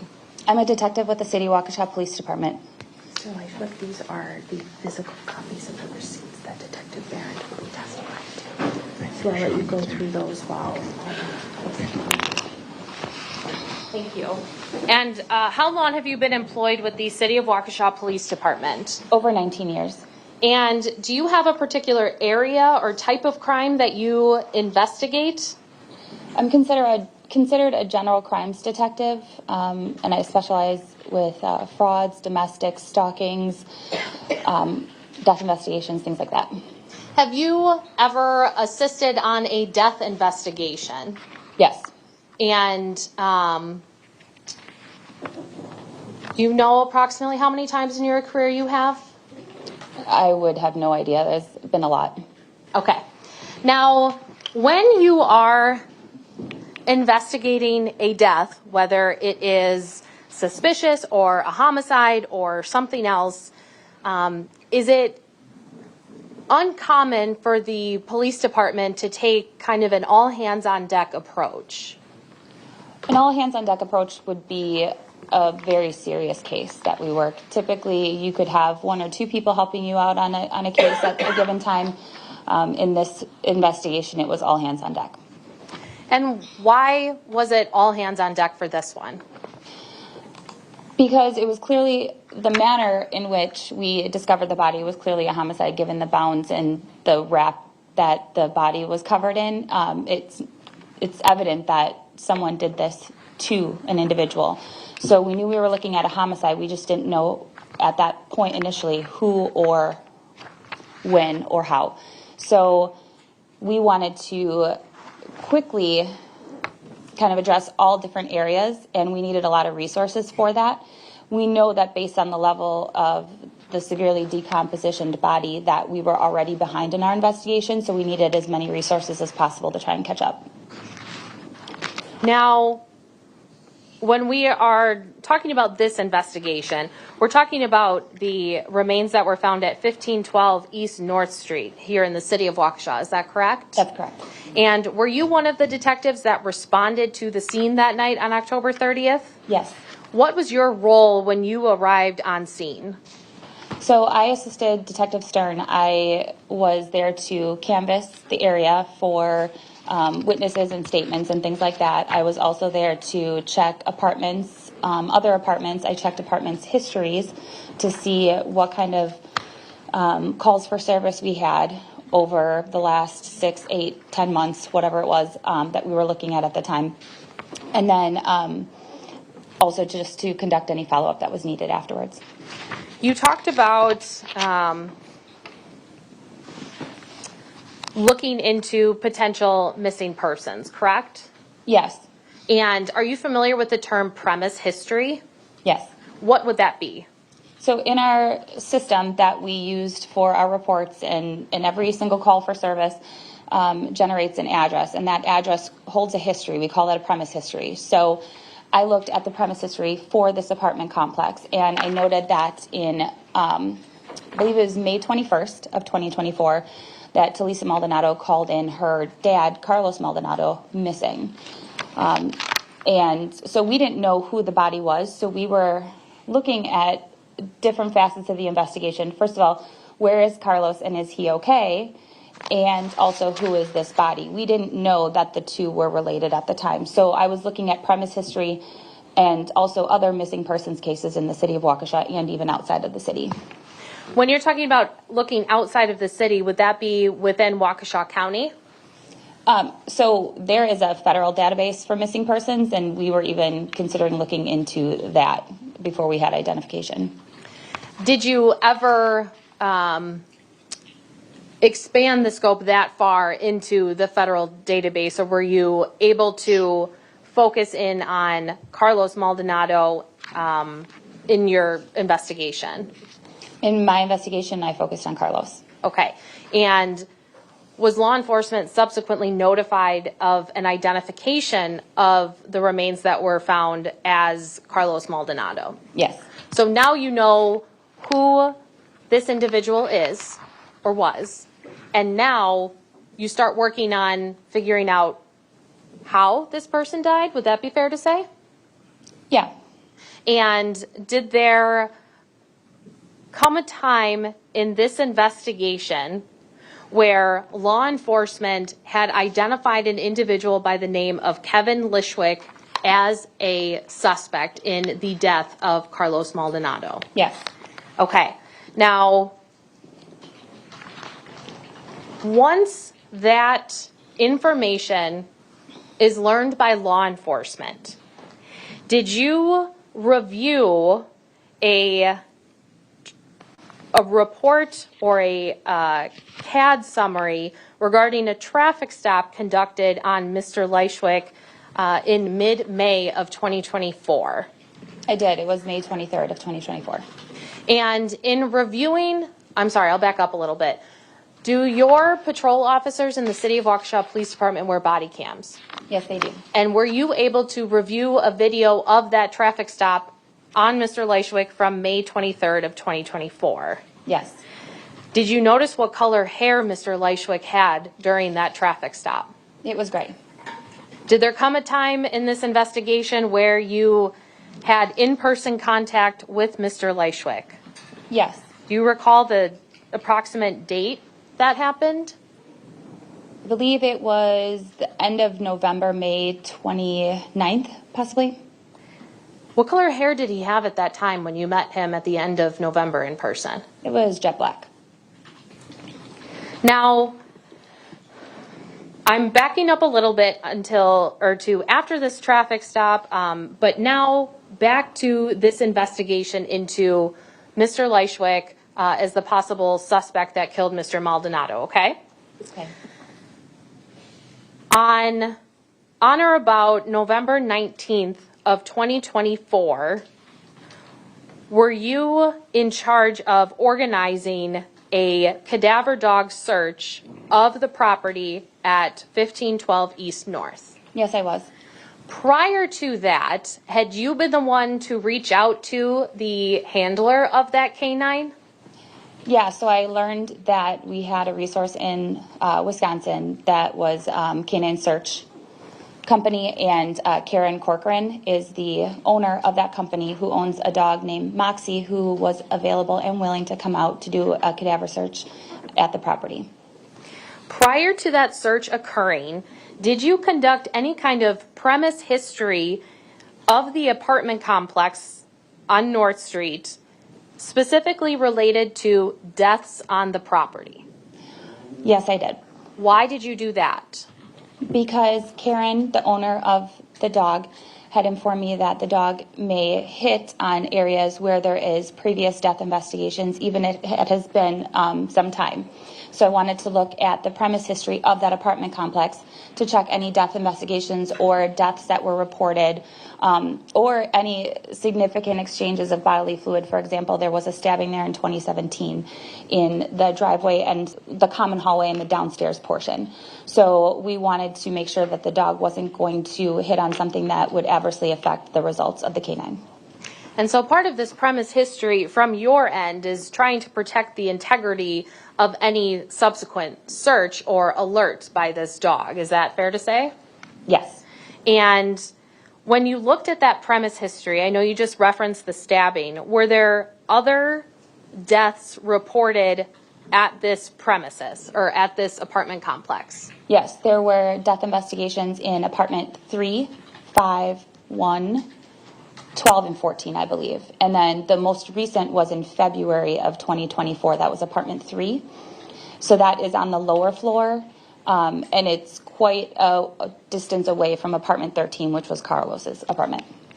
And the deaths of the residents related to those apartment numbers, did they, aside from the stabbing in the driveway, were those individuals found deceased inside of their apartments? Yes, they were.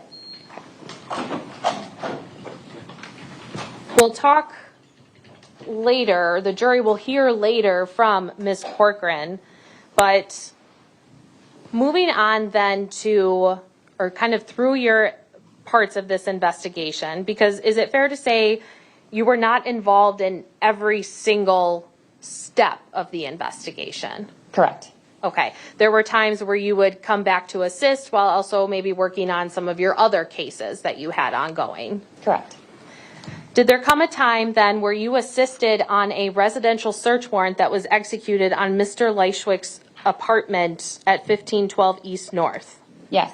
And that occurred on November 26th of 2024. Is that correct? Yes. Would that also have been the first time that you met Mr. Lychwick in person? Yes.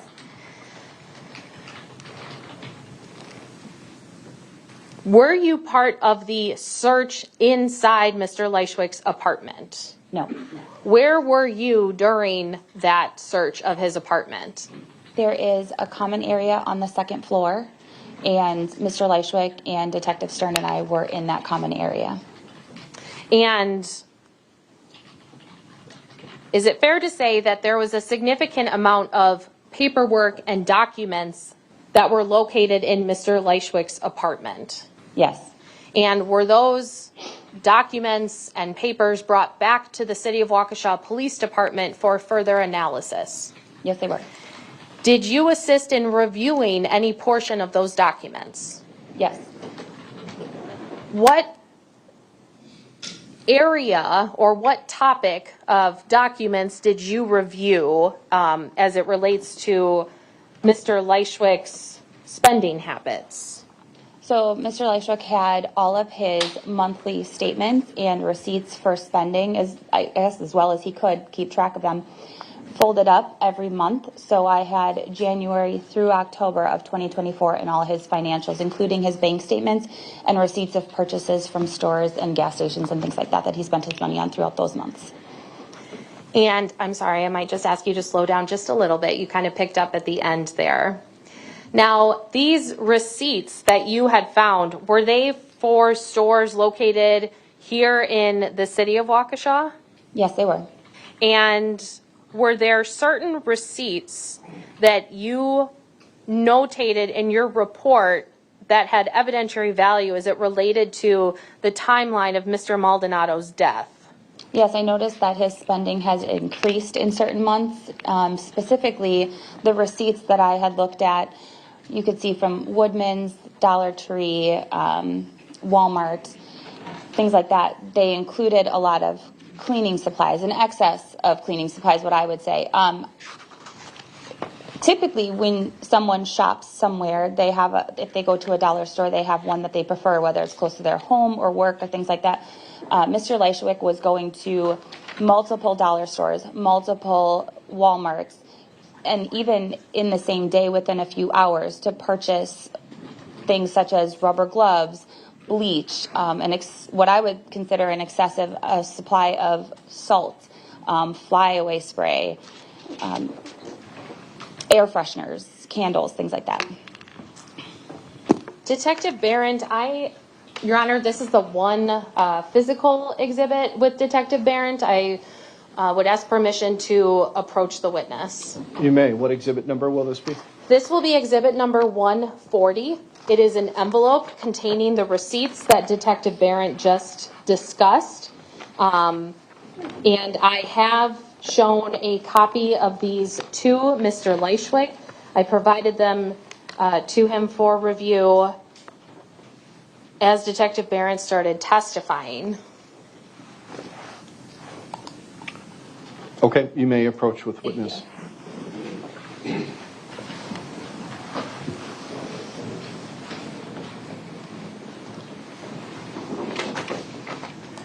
Okay, Detective Barron, I'm showing you what's marked as State's Exhibit number 140. Can you go through those, flip through them, and let me know when you're finished?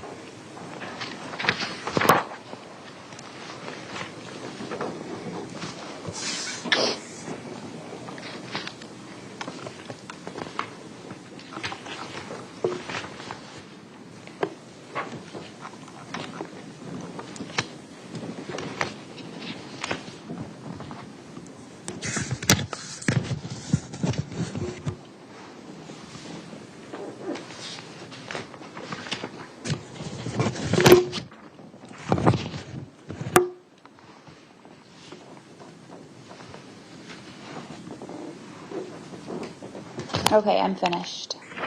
Exhibit 140, are those some of the receipts that you discussed reviewing back at the police department that were taken from Mr. Lychwick's apartment? Yes. And before I keep going, do you see the individual whose apartment was searched, Kevin Lychwick? Do you see him in court today? Yes, I do. Can you please identify him by where he is seated and article of clothing he's wearing? He's seated right there with the gray suit on and gray hair and glasses. I would ask the record to reflect the identification of the defendant by this witness. All right, the jury will make that determination. Thank you. Now, I'd like to focus on a particular timeline of these receipts. Were you made aware during your investigation that Mr. Maldonado's date of death was determined to be April 14th of 2024? Yes. And so if we focus on the receipts that you reviewed after that date, those would be included in the receipts you have in front of you, is that correct? Yes. Starting with April 15th of 2024, the day after Mr. Maldonado's death, there was a purchase by Mr. Lychwick at Dollar Tree on Sunset Drive in Waukesha. Do you see that receipt? Yes, I do. And what can you tell was the item purchased during that visit? It's abbreviated, but it's long cuff gloved, a box size large. Okay. Now, is there a receipt from the Dollar Tree there with you on or about the same date where he purchased Scrub Buddies heavy duty scoring pads 4 count?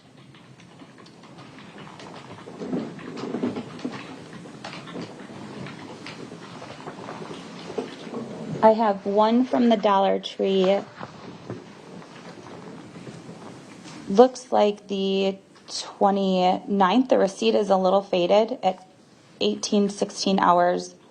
There would be another box of size large gloves, masking tape that was a concern, multiple candles, dish soap again, Febreze, more air spray.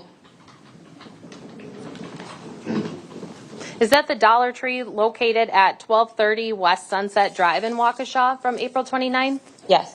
Okay. Is the time of that transaction at 18:16? Yes, it is. And would that be 6:16 p.m.? Yes. Okay. Is there anything on there about Greenbrier Kennel Club XL heavy duty pet training pads? Yep, it says training pad XL on there. And were you aware of, or during your preparations or your briefing for the search warrant on Mr. Lychwick's residence, were law enforcement officers aware if Mr. Lychwick had any pets? We believe that he did not. And were any pets observed in the apartment during the search? No. I am next looking at a receipt from the Walmart location in Pewaukee from April 28th of 2024. Do you have that receipt in front of you? Yes, I do. Okay, and on that date, is this receipt timed at 21:48? Yes. And that would be 9:48 p.m.? Yes. What are the purchases made at the Walmart in Pewaukee on that date and time? So there's some just regular purchases like toilet paper, vitamin D, but the thing that was a concern to me was the large latex gloves. On April 28th, 2024, is there a separate Walmart receipt for a Waukesha location? Yeah, so this was the purchase that I was talking to, 2 different Walmart locations within the same date and a very close time frame. This one's at 22:33 hours. Which is at 10:33 p.m.? Yes. And what purchases were made at the Walmart in Waukesha at that time? The item of concern on here is the trash bags. Okay. Can you describe for me how many gallons were those trash bags? It doesn't say on here, but Walmart has a way you can look up receipts and then subsequently look at the exact visual items that were purchased. And so I looked that up, and I believe they were 30-gallon. They were large bags. Now, is there a receipt there from April 29th of 2024 at the Walmart in Pewaukee? Yes. And is that timed at 19:12? Yes. Is that 7:12 p.m.? Yes, it is. What items are purchased on that date and time? Size medium and size large gloves, as well as some regular household items, it looks like. In looking at a Dollar Tree receipt from May 7th of 2024 from the 120 East Sunset Drive location in Waukesha, do you see that? Yes, I do. Okay, and is the time of that transaction 18:12? Yes. Is that 6:12 p.m.? Yes, it is. What was purchased at that time? 64 ounces of bleach. On May 13th of 2024, is there a Woodman's receipt that you recovered? So I made a mistake in my report. It is not May 13th. This one is June 13th. I mistyped it in the report. Okay. Is it from Woodman's? It is. It's the same time, 6:53 p.m. Okay, that was my next question. Did it say 18:53, but you said that's 6:53 p.m.? Yes. And what was purchased at that time? So Woodman's, one of the issues that I had with the financials of Lychwick, if you don't mind me backing up for a second, his May bank statement was not included. It was just a printout that he had of some things, and I could see that he went to Woodman's several times. So I asked Woodman's to provide copies of the receipts from the store. So that's why these receipts are a bit different. And he did purchase quite a few regular household items, food, things like that. The items of concern for me on this receipt is 3 separate purchases of iodized salt. It's 26 ounces each, so 78 ounces of salt, which is it's just shy of 5 pounds of salt, which I felt was excessive for an individual who lives alone. A 70-ounce bottle of blue dish soap and a 30-ounce bottle of white tea antibacterial soap. And the rest, like I said, is just regular household items or groceries. Was there a purchase you noted on May 16th of 2024 at Woodman's at a transaction time of 10:10? Yes. And what, if anything, caught your attention on that particular purchase? Tide Hygienic Clean Free Liquid, 146 ounces, which I thought was a lot for one person. Hefty multi-purpose strong trash bags, 56 count. Simply Done heavy duty scouring pads, 3 count. And 2 pounds total of Food Club baking soda. On the last one I'm looking at here, on May 16th of 2024, was there a Walmart receipt from the Waukesha location for a transaction time of 12:58 p.m.? Yes, there is. And what was purchased then? 30-gallon trash bags. In reviewing the totality of the either receipts or other financial records from Mr. Lychwick's apartment, did you notice any change in the pattern of purchases as it specifically relates to garbage bags on or about the time that Mr. Maldonado was killed and after? Yes, so according to the bank statements and receipts and things that I looked over, there seemed to be an excessive amount of purchases regarding cleaning supplies and trash bags and things like that in April, May, and June.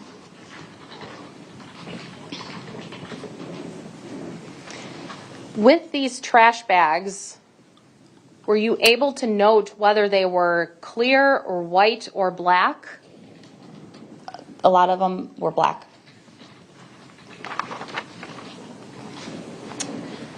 I'm skipping ahead a little bit, as the jurors will hear from other witnesses kind of in between, but did there come a time where Mr. Lychwick was arrested? Yes. Okay, And Attorney Thompson, I'm going to stop here in the interest of time. I don't want to stop mid-witness, but we've been going all day here. So it's 4:45, ladies and gentlemen. I think we're going to take a break for the evening at this point. Unless, Attorney Thompson, you were on the verge of finishing. this was my last topic. Okay. Then let's continue. We'll go Okay. just a few more minutes. I'll certainly allow Mr. Lychwick a chance to examine too, but go ahead then. Thank you. I'm sorry, No, I know. Sorry. Thank you. You just indicated that Mr. Lychwick had been arrested at the conclusion of this investigation. Is that correct? Yes. And was he brought back to the City of Waukesha Police Department? Yes. Was he in an interview room with Detective Stern when you entered the room? Yes.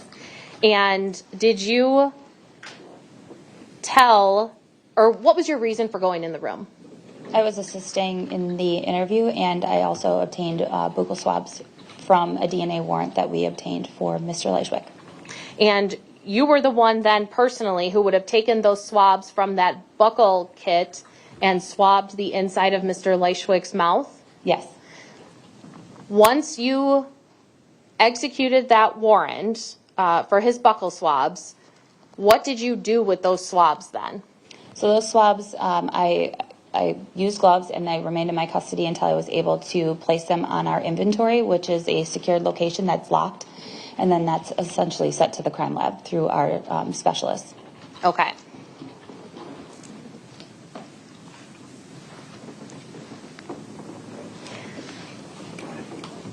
Yeah. I do not have any other questions for Detective Barron. Thank you. Attorney Thompson, are you moving Exhibit 140 into evidence? Yes, I am. Thank you. Okay, any objection to that, Mr. Lychwick? Yes, I do have objections to that, Your Honor. Okay, what is your objection? Those are general receipts from my everyday life. They have nothing to do with the murder of this poor man. Okay, so your objection is relevance? Relevance. All right. I think based upon the testimony of the witness, I'll overrule that objection. The state can draw inferences from the evidence. You can draw inferences from the evidence. But on a relevance ground, I'm overruling that objection. So Exhibit 140 will come into evidence. Do you have cross-examination, Mr. Lychwick? Yes, I do. All right, go ahead. Detective Barron, is it against the law for a man to dye his hair? No. So why are you making an issue out of the fact that during a traffic stop earlier in the year of 2024, my hair was gray. I hadn't had a chance to dye it. And then when I met you during your investigation of this poor man's death, my hair was jet black because my girlfriend liked my hair black. Why was that an issue with you? Mr. Lychwick, the witness was answering a question posed by the state's attorney. The question was asked, the witness answered. That's the reason for that answer. So you can ask another question. Your Honor, she also made an issue out of it in her police report. Okay, well, ask your next question, Mr. Lychwick.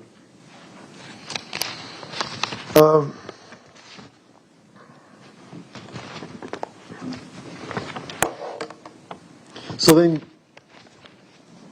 you seem to indicate that I'm buying a lot of certain materials, but yet you find that suspicious because I live alone. You don't know what I'm doing all of my time, and if I'm alone or not. I have a love life as well, Detective. And you're well aware of that, too, because we discussed my girlfriend at one point. So why you're leading the jury on to believe that I'm living alone and buying pounds of salt that I don't need and things like this. It's just an exaggeration, which is quite a habit with you and Detective Stern during this investigation into my private life and trying to link me to this crime. All right, Mr. Lychwick, you have to ask questions. You cannot testify, and you can't editorialize either. So if you have a question for this witness, now is your time to ask it. Why would you think, why would you assume that I'm living alone, and, why would you insinuate that I'm buying all these materials for my private life and that they have something to do with something they do not, the death of this poor man? Can you restate that question? I didn't understand what you're asking in that. It was a little long-winded. How can you come to the conclusion that I'm living alone all the time when you don't personally know me? And how can you make assumptions as to what I'm buying is in association with my private life? Okay, so to answer your question about how can I assume that you live alone, you told me. And I am just making observations based on the receipts and purchases that coincide with some of the items that we located on Carlos Maldonado's body.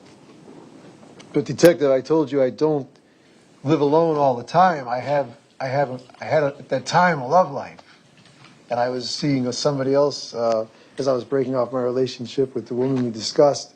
I was already starting another relationship with another woman. I was not all the time living alone.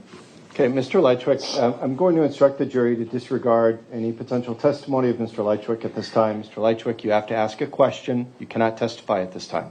So ask a question, make a statement in the form of a question for this witness to answer. How could you come to the conclusion that I'm living alone all the time when you don't know me personally and you're not there all the time to see what I'm doing, Detective? Like I stated before, you told me that you were living alone and that your girlfriend lived out of state. She did not live with you. There was nothing in the residence to indicate anybody, let alone a female, was living inside the residence. Okay, Detective, but how do you know how much time we spent together? I do not. That's correct.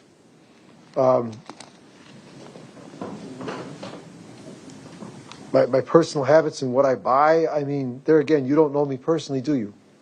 No.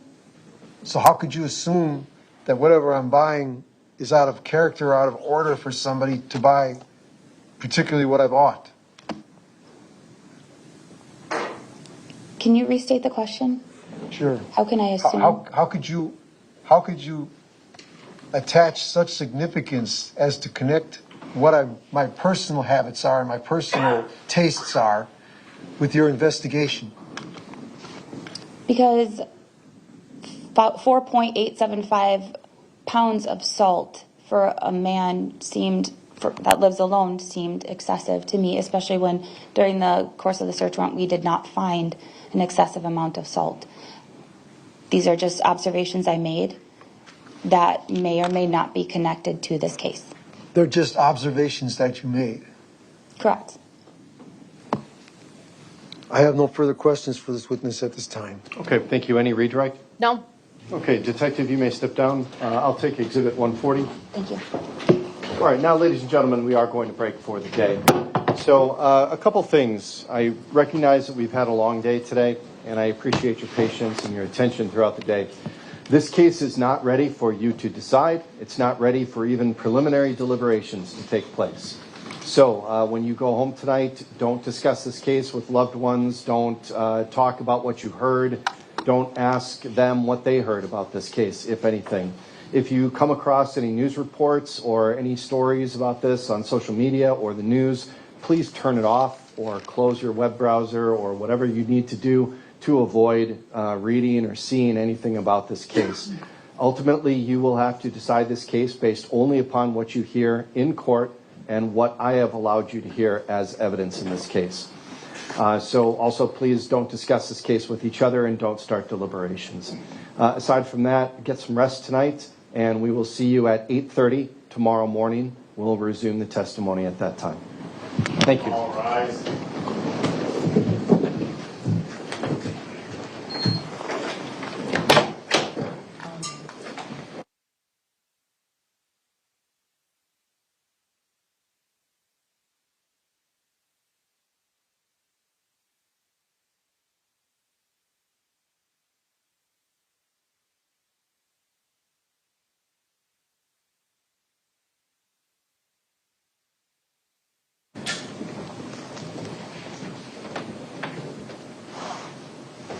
All right, you may be seated.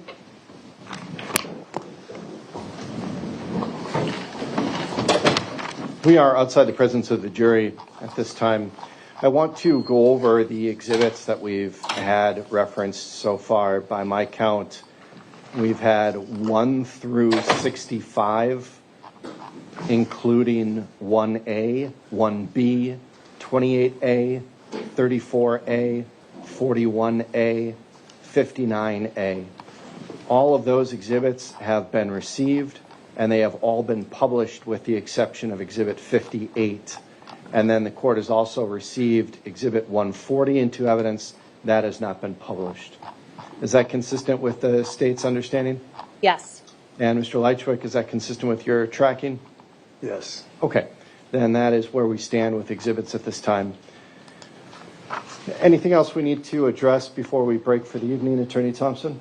No, thank you. Mr. Lychwick? Not this time. All right, then we are in recess for tonight. We will convene again and start up at 8:30 in the morning.